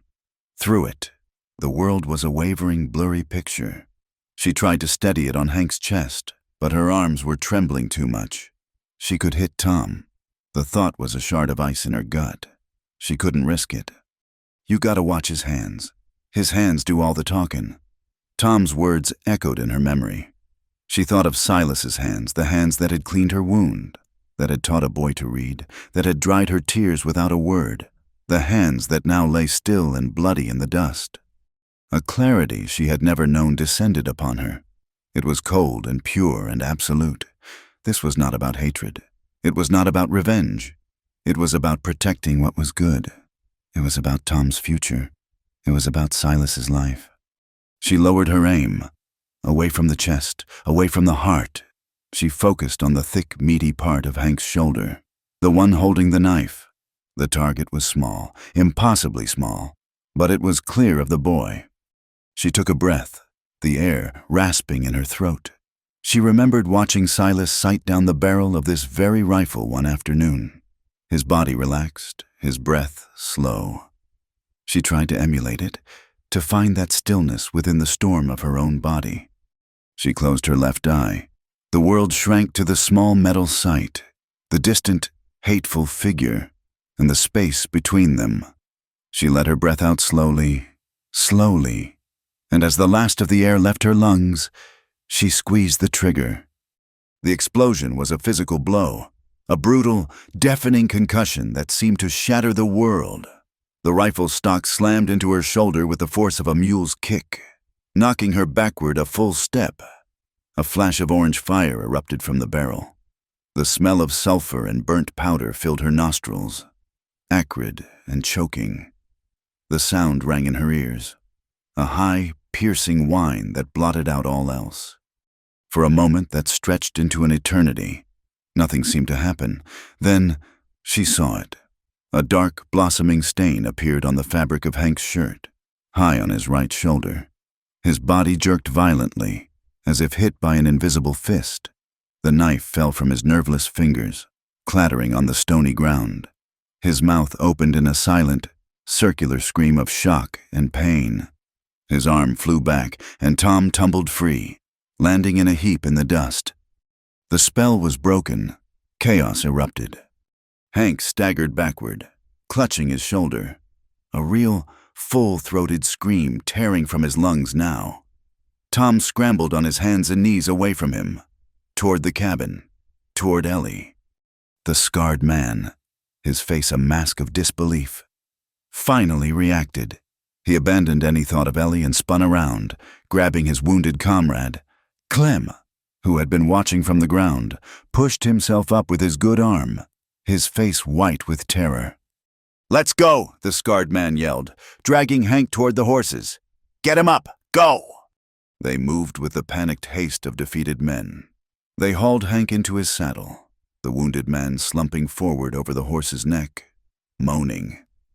Clem scrambled onto his own horse.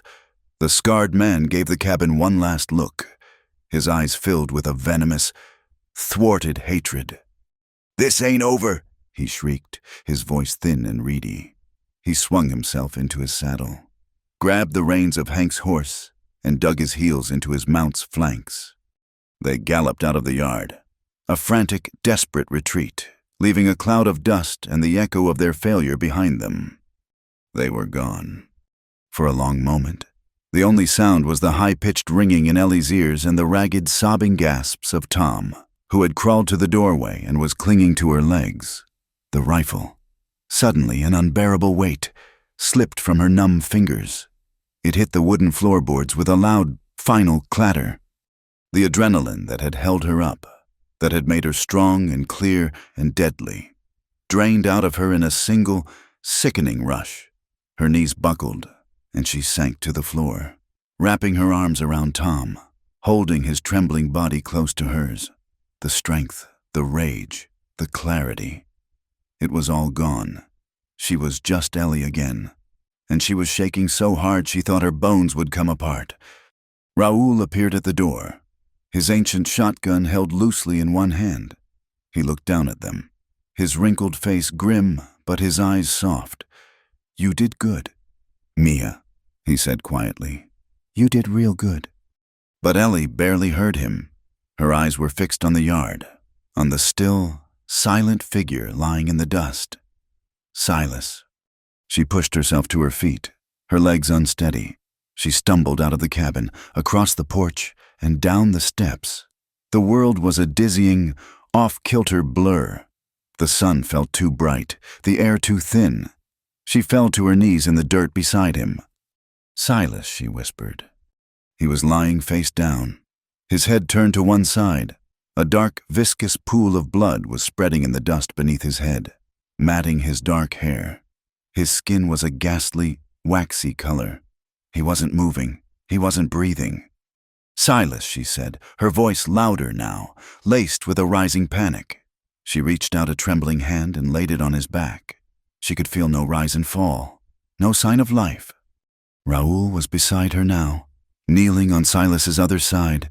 His gnarled, expert hands went to Silas's neck, searching for a pulse.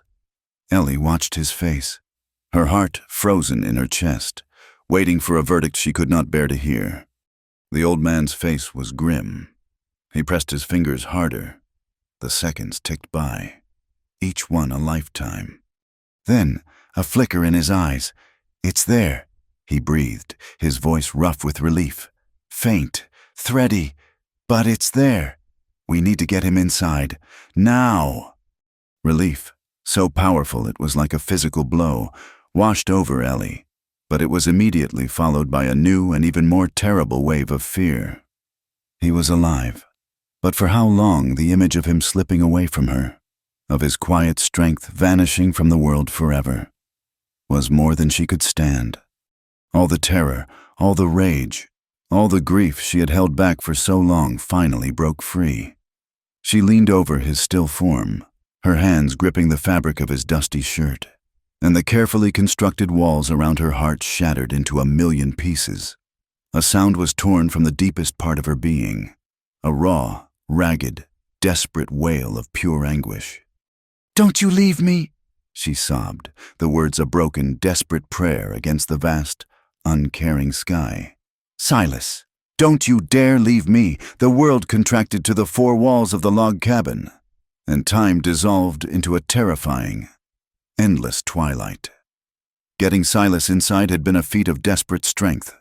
He was a dead weight, a mountain of a man made utterly helpless. With Raoul directing and Ellie and Tom straining with every fiber of their beings, they had managed to drag and carry him to his own bed. He lay there now, a still and broken figure against the clean white sheets, and the sight of him was a constant, gaping wound in the heart of their small home. Raoul, his movements belying his age, became a quiet, efficient general in their desperate war against death. He sent Tom for the cleanest rags and a bucket of well water.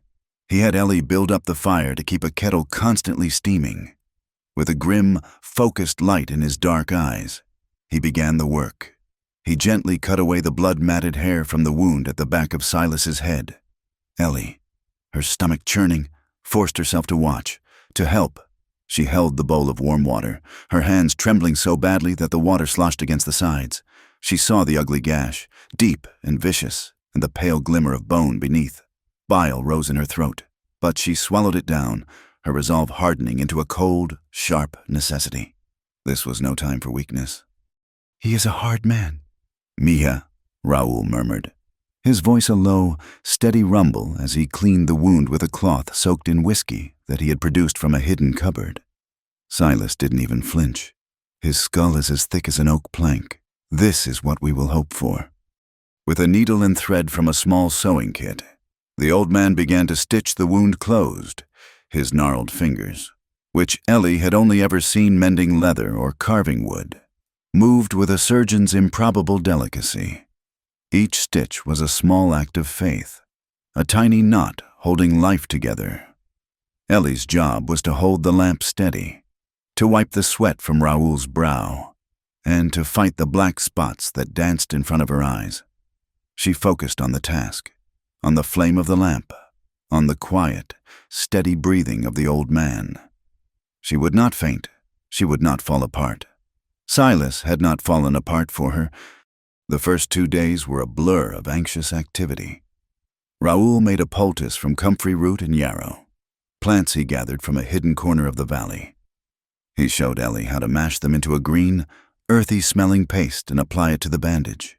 He taught her how to check for fever, how to lift Silas's head just so and try to trickle a few drops of water between his cracked lips. Most of it ran back out, but some of it, she prayed, went down. Tom was a small, silent shadow in the dim cabin. The terror of his capture had been replaced by a quiet, solemn grief. He seemed to understand that noise and childish games had no place in this new, fragile world. He sat for hours on a stool in the corner, a piece of charcoal and a few sheets of rough paper in his hands. He did not draw pictures of the fight, or of the bad men. He drew the world as he wanted it to be. He drew Silas, tall and strong on his horse. He drew the chickens scratching in a sunny yard. He drew the 3 of them, Silas, Ellie, and himself sitting on the porch steps, smiling. He would leave the finished drawings on the table near Silas's bed. Small, hopeful talismans against the encroaching darkness. By the 3rd day, Raoul had to turn his attention to the ranch. The animals still needed to be fed. The cow milked. "I will be in the barn if you need me," he said, placing a reassuring hand on Ellie's shoulder. "The worst of the work is done. Now, it is a waiting game. Keep him cool. Keep him quiet. The rest is up to God and his own stubbornness." And so, Ellie's vigil truly began. She sat in the armchair she had occupied on her first day, now dragged to his bedside. The cabin became a sacred, silent space. The only sounds were the crackle of the fire, the ticking of a small mantel clock, and the shallow, unnervingly faint sound of Silas's breathing. She learned the rhythm of it, the small hitches and sighs. Every breath he took was a victory. Every breath he missed was a moment of pure, cold panic until the next one came. She did not sleep, not really. She would doze in the chair, her body slumping with exhaustion. But some internal alarm would jolt her awake every hour. She would rise, her muscles aching, and check on him.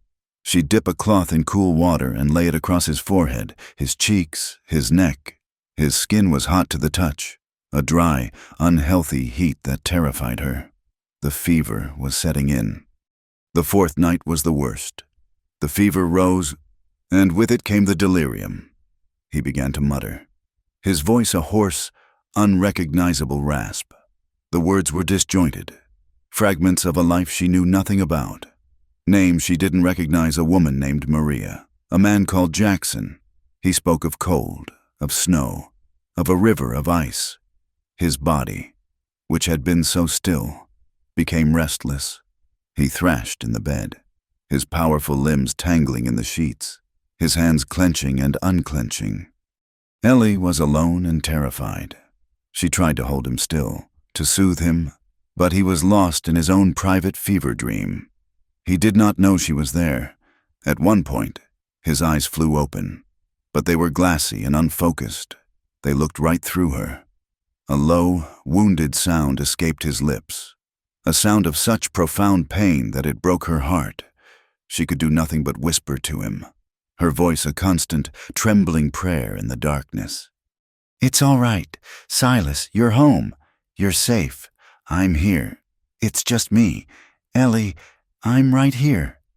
She sponged his body with cool water, her movements desperate. The fever had to break. It had to. She sat by his side all through that long, dark night, her hand resting on his chest, as if she could will her own strength into his failing body. She talked to him, telling him about her day, about the hawk Tom had seen, about how the red hen had laid a double-yolked egg. She talked about anything and everything, filling the terrifying silence with the sound of her voice. A lifeline cast into the depths of his fever. Toward dawn, just as the first pale gray light began to filter through the window, she felt a change. The restless thrashing subsided. She placed her hand on his forehead. The skin was still warm, but the raging, fiery heat was gone. It was damp with sweat. The fever had broken. Ellie slumped back in her chair, a wave of relief so powerful it left her weak and dizzy.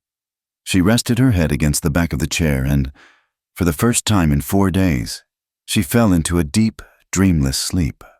The days that followed were different. The desperate fight for his life was over. Now began the slow, patient work of healing. The cabin was no longer a place of crisis, but one of quiet convalescence. The air was still thick with worry, but now it was laced with a sweet, fragile scent of hope. Ellie found a new rhythm. She would tend to his needs, then sit with him for hours. The silence began to feel too empty, too much like the stillness she so feared. Her eyes fell upon the small shelf of books. There were only a few: the Bible, a well-thumbed copy of Shakespeare's tragedies, and a thin volume of poetry by a man named Whitman. She took down the poetry book. Her own mother had loved poetry. She pulled her chair close to the bed, opened the book to a random page, and began to read. Her voice was soft, a little hesitant at first, but it grew stronger as she went on. She read about the open road, about the songs of the earth, about the quiet, fierce beauty of a single blade of grass. She didn't know if he could hear her. She didn't know if the words meant anything to the unconscious man in the bed, but they meant something to her. They filled the room with life, with ideas, with a world beyond the 4 log walls. Reading to him became a ritual, a daily offering. Her voice was a steady presence, a constant reminder that he was not alone, that there was a world waiting for him to return to. In those long, quiet hours, she studied him. She learned the map of his face, the small, white scar above his left eyebrow, the way his dark lashes rested against his bruised cheek, the stubborn set of his jaw, even in unconsciousness. She looked at his hands, now lying still on the quilt, and remembered their strength, their gentleness. This man, who had asked for nothing, had given her everything: safety, a home, a reason to stop running. He had stood between her and the darkness, and he had fallen. The weight of that sacrifice was a constant, heavy presence in her heart. The gratitude she felt had deepened and changed, blossoming into something warmer, fiercer, and far more personal. It was on the 7th day. The afternoon sun was slanting through the window, illuminating the dust motes dancing in the air. Ellie had just finished reading a passage, and the book lay open in her lap. She was watching his face, watching the slow, steady rise and fall of his chest. His eyelids fluttered. She froze, her heart leaping into her throat. She thought she had imagined it, but then it happened again. A faint, trembling movement. She leaned forward, holding her breath, slowly, sluggishly, as if they were lifting an immense weight. His eyelids opened. His eyes were unfocused at first, cloudy with confusion. They roamed the log ceiling, the window, the wall. Then they found her. They stopped, and for the first time in a week, she saw not a vacant stare, but a flicker of recognition in their stormy gray depths. He was there. He was back. A soft, broken sound escaped her lips.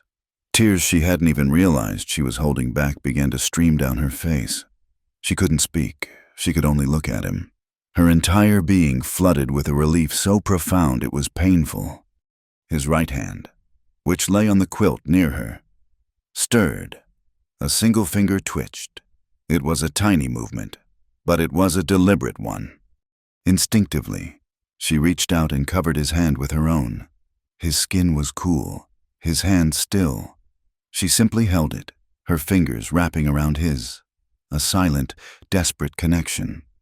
For a long moment, they stayed like that, just looking at each other. His eyes were still clouded with pain and exhaustion, but they were clear. They were focused on her. She found her voice, though it was little more than a whisper. She told him the first thing that came into her heart, a truth that had been forged in the crucible of the last week. "I'm not afraid anymore," she whispered, the tears still tracing paths down her cheeks. It was a confession, a declaration. She wasn't afraid of the men, of the world, of the future, because she had faced the worst, and she had survived. She had found a strength she never knew she possessed. She had defended her home.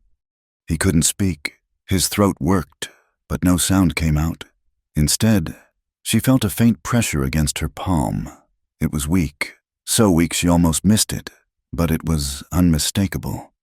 His fingers tightened around hers, a slow, deliberate squeeze. It was his answer. It was his acknowledgement. It was everything he could not say. It was, "I hear you. I am here. I am with you." It was thank you. Ellie closed her eyes, bowing her head over their joined hands. The long, terrifying vigil was over. A new, unspoken bond, sealed not with words but with a shared fight for survival and a simple, trusting touch, had taken its place. He was alive, and for the first time in her life, she was not just running from a past she couldn't change. She was holding onto a future she would fight for. Healing, like the slow greening of the valley after a long winter, did not happen in a day. It was a quiet, incremental thing, a process measured not in hours, but in the slow return of familiar sounds and routines. The first true sign that the ranch was coming back to life was the sound of Tom's laughter. It had been absent for too long. A bright, vital color bleached from their world. But one afternoon, as he was chasing a particularly bold grasshopper across the yard, he stumbled and rolled in the dust, and a peal of pure, childish delight erupted from him. Ellie, who was on the porch mending a shirt, looked up, and her heart felt as if it had taken its first full breath in weeks. The ranch, which had held its breath in the shadow of Silas's injury, began to exhale. Raoul could once again be found in his customary spot on the porch in the evenings, the smoke from his pipe rising in a thin, fragrant column into the twilight air, a quiet sentinel watching over his world. The chickens clucked and scratched with a renewed, bustling importance. The ring of a hammer on steel could once again be heard from the barn, not with the desperate urgency of a fight for survival, but with the steady, reassuring rhythm of a life being rebuilt. Silas's recovery was as quiet and stubborn as the man himself.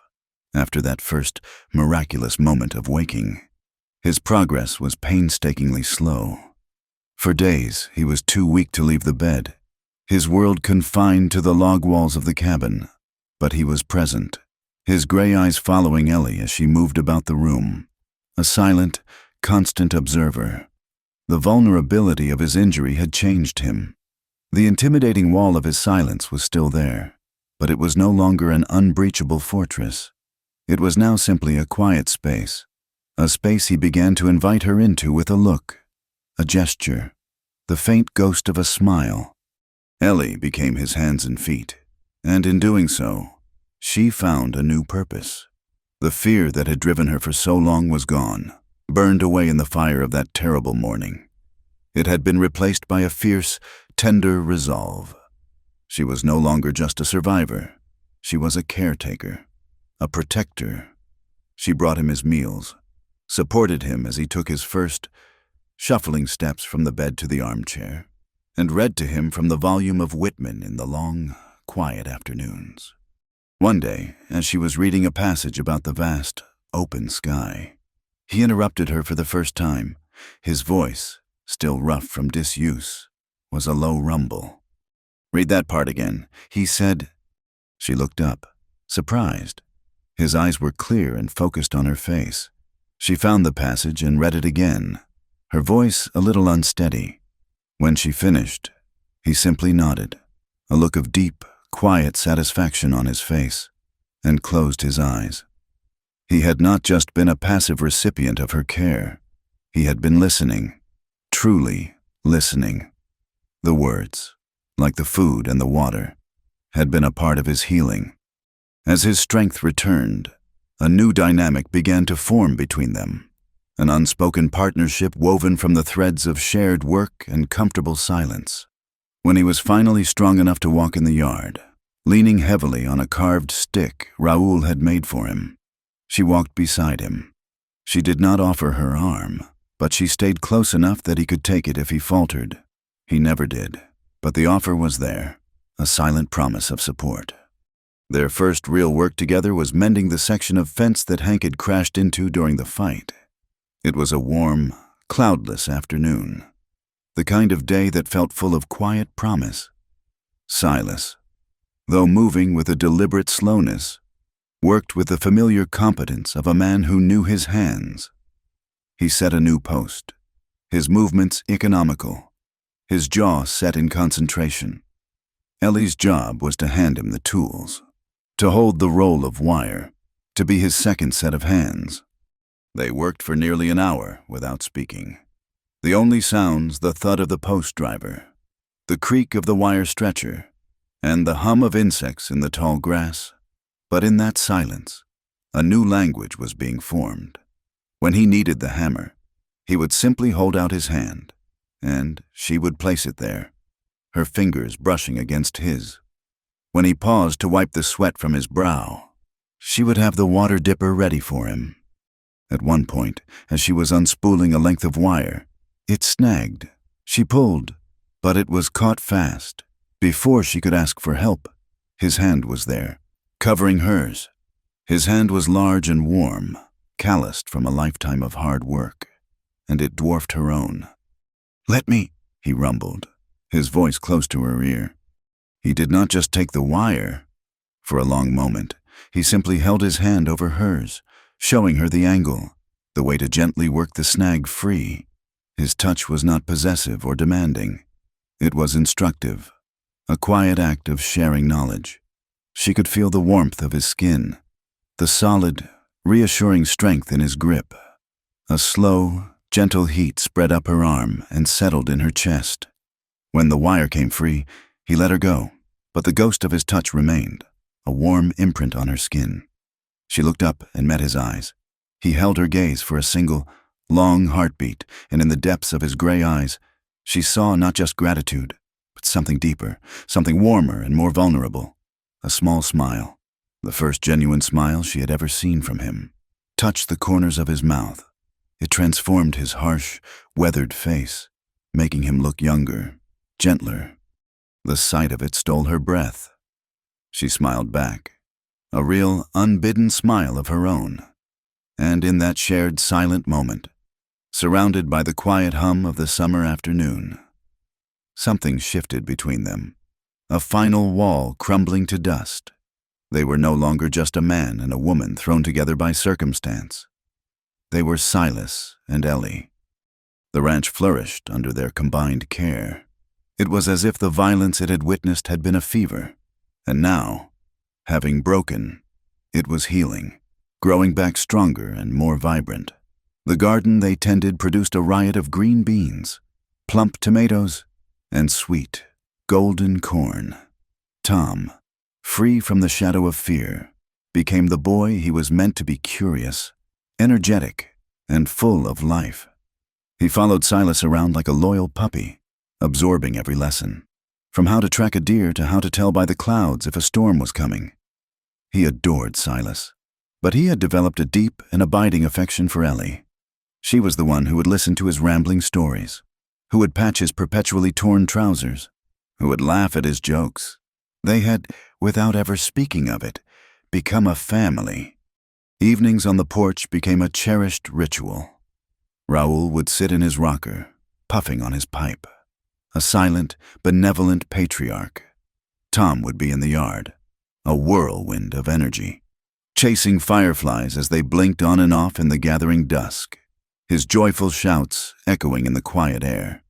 And Ellie and Silas would sit together on the top step, their shoulders not quite touching, watching the last of the day's light bleed from the sky, painting the clouds in shades of rose and violet. They rarely spoke during these times. There was no need. The silence was full and rich, a comfortable blanket woven from shared experience. They would listen to the symphony of the evening, the chirping of the crickets, the call of a distant whip-poor-will, the soft sigh of the wind in the leaves of the great oak. Sometimes, their hands, resting on the step between them, would brush, a fleeting, electric contact that sent a jolt through Ellie's entire body. Neither would pull away. The contact would linger for a moment, a quiet acknowledgement, before they shifted, the moment passing, leaving behind a warm, resonant hum. It was during one of these quiet evenings that Ellie realized the final, profound change in herself. She was looking out past the crooked fence line, toward the dark, looming shapes of the mountains. A few months ago, that view had represented a barrier, a wall that kept her trapped. Beyond it lay the world she had run from, a world of threats and uncertainty. She had looked at it with the constant, low-grade fear of a hunted animal, always listening for the sound of approaching hoofbeats. But now, as she looked at the same mountains, she felt no fear. They were no longer a wall, but a shield. They were the strong, silent guardians of her home. They were the ramparts of her sanctuary. She was not trapped here. She was safe here.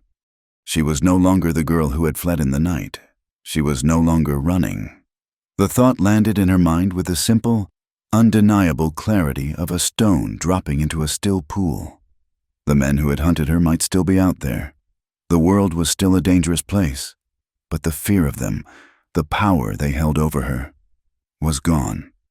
She had faced them. She had held a rifle in her trembling hands and pulled the trigger. She had stood her ground. She had stayed, not because she had nowhere else to go, but because she had found the one place in the entire world she wanted to be. This dusty, quiet, hard-working life was not something she had settled for. It was something she had chosen. This had become her home, not by accident, but by a deliberate act of her own will.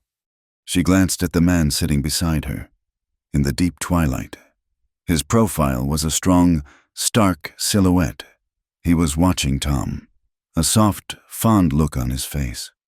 She saw the new, thin scar that traced a path through his dark hair, and her heart clenched with a feeling so powerful, so overwhelming, it was almost painful. It was a fierce, protective love, a deep, abiding gratitude, and a quiet, profound joy, all tangled together. She had chosen this. She had chosen him. Her life was no longer a frantic flight from a past defined by others. It was a quiet, deliberate step toward a future of her own making. The choice had been made long ago, in the heat of a desperate fight, but it was only now, in the cool, peaceful twilight, that she truly understood it. Her running was over. She was home. The summer deepened, settling into the valley like a warm, golden honey.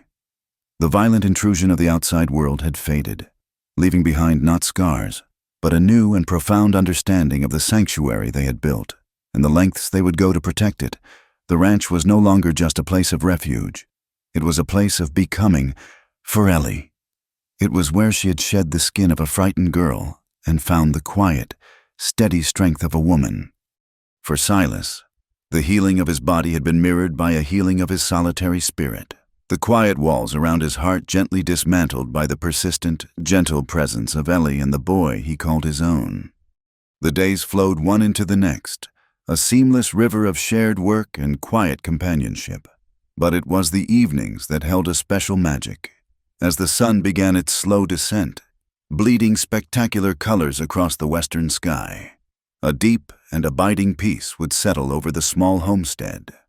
On one such evening, the air was soft and warm, carrying the sweet, dry scent of hay and the faint, dusty perfume of the wild sunflowers that grew in a thick, golden carpet in the meadow beyond the fence. Tom was down by the creek bed, his small form silhouetted against the setting sun, absorbed in the monumental task of building a dam of mud and stones. Raoul was in his rocker on the porch, a silent, watchful presence, the rhythm of his rocking a slow, steady heartbeat for the ranch. Ellie and Silas stood side by side at the edge of the porch, leaning against the worn wooden rail. They were not touching, but the space between them was charged with a comfortable, humming energy. They were watching the sunset, a daily ritual that had become their own. The sky was a masterpiece of molten gold and bruised purple. The sharp peaks of the mountains softened into gentle, amethyst silhouettes. The field of sunflowers was a sea of fire, each face turned toward the last of the light. Ellie breathed in the warm air, a sense of peace so deep and complete it felt like a physical presence inside her. She traced the grain of the wood under her hand, a familiar, grounding texture. She thought of the journey that had brought her here, a chaotic, terrifying path of fear and flight that had, by some impossible miracle, led her to this perfect, quiet moment. She had spent so much of her life defined by what had been done to her, by the choices others had made for her. Her father's weakness, Jedediah's greed, they had been the authors of her story. But not anymore. Here, in this valley, she had picked up the pen herself. She looked at the man beside her. Silas was not looking at the sunset, but at her. His gray eyes, so often guarded and unreadable, were soft in the dying light, and they held a warmth that made her heart ache with a sweet, unfamiliar tenderness. He had seen the worst of her fear, had been the silent witness to the ugliest parts of her past, and he had never once flinched. He had simply stood beside her, offering his strength not as a cage, but as a shield. He had given her the space to heal, and in doing so, had healed himself. She knew, with a certainty that settled into the very marrow of her bones, that she loved him. It was not a wild, tempestuous love, but something quieter, deeper, and infinitely more resilient. It was a love that had been forged in the crucible of shared danger, tempered in the long, quiet days of healing, and polished to a gentle, steady gleam in the simple, everyday moments of their life together. And with that certainty came another, the need to offer him the final, most vulnerable piece of herself. Not as a confession, but as a gift, the last secret she held, the last remnant of the girl who had been bartered and sold. She turned her gaze back to the golden field. Her voice, when she spoke, was not a whisper. It was a clear, quiet statement, as soft and steady as the evening air. "I'm a late virgin." The words hung between them, simple and unadorned. There was no shame in her tone, no apology. It was a quiet declaration of a truth she had fought and bled to preserve. It was the story of her survival, the testament to her flight. It was the one part of her that had never been touched, never been claimed, never been sold. It was wholly, completely, and finally, hers to give. Silas did not speak for a long moment. He did not move. He simply looked at her, and the warmth in his eyes seemed to ignite, to brighten into a soft, brilliant light, like the first star appearing in the twilight sky. The smile that touched his lips was the one she had seen only once before, the one that transformed his weathered face, erasing the harsh lines and revealing the gentle, patient man beneath. He reached out, his calloused fingers gently covering her hand where it rested on the rail. His touch was as soft as it was strong, a current of warmth that flowed from his hand into hers, spreading through her entire body. It was a touch that spoke of reverence, of understanding, of a deep and profound acceptance. He leaned a little closer, his voice a low, gentle rumble that was meant only for her, a sound as comforting as the earth itself. "Right on time," he said, his smile deepening. He held her gaze, his eyes full of a love so clear and honest it made her want to weep with joy. For your yes. The words were a key, unlocking the last tight, fearful corner of her heart. He had not seen her statement as a lack, or as a sign of something strange or delayed. He had heard what she was truly offering. He had reframed her past, not as a history of being a latte, but as a journey that had led her perfectly to this exact moment, to him, to this choice. And she nodded. A single, slow, deliberate inclination of her head. It was the simplest of gestures, and the most profound act of her life. This yes was not a surrender. It was not a transaction. It was not an act of obedience given in fear or desperation. It was a claiming. It was the first, truest yes of her soul, offered freely, joyfully, and without reservation. It was a yes to this man, to this life, to this future she had never dared to dream of. For the first time in her life, she was not just being chosen. She was choosing, and she was loved. He squeezed her hand, a silent, binding promise. They stood there together as the last sliver of the sun dipped below the mountains, and the golden field of sunflowers faded to a soft, dusky gray. They did not need more words. The quiet of the valley, the first pinprick of stars in the vast, darkening sky, the solid warmth of his hand on hers, it was all the language they needed. The story of the girl who ran was over. The story of the woman who chose, and the man who was waiting, had just begun. Thank you for listening to our story. We'd love to know where you're tuning in from, so please leave a comment below to share where you are in the world and what you thought of Ellie and Silas's journey. Don't forget to subscribe to our channel, Wild West Stories 1850, and like this video. If you'd like to support us further, please hit the hype button to help this story be heard by more people.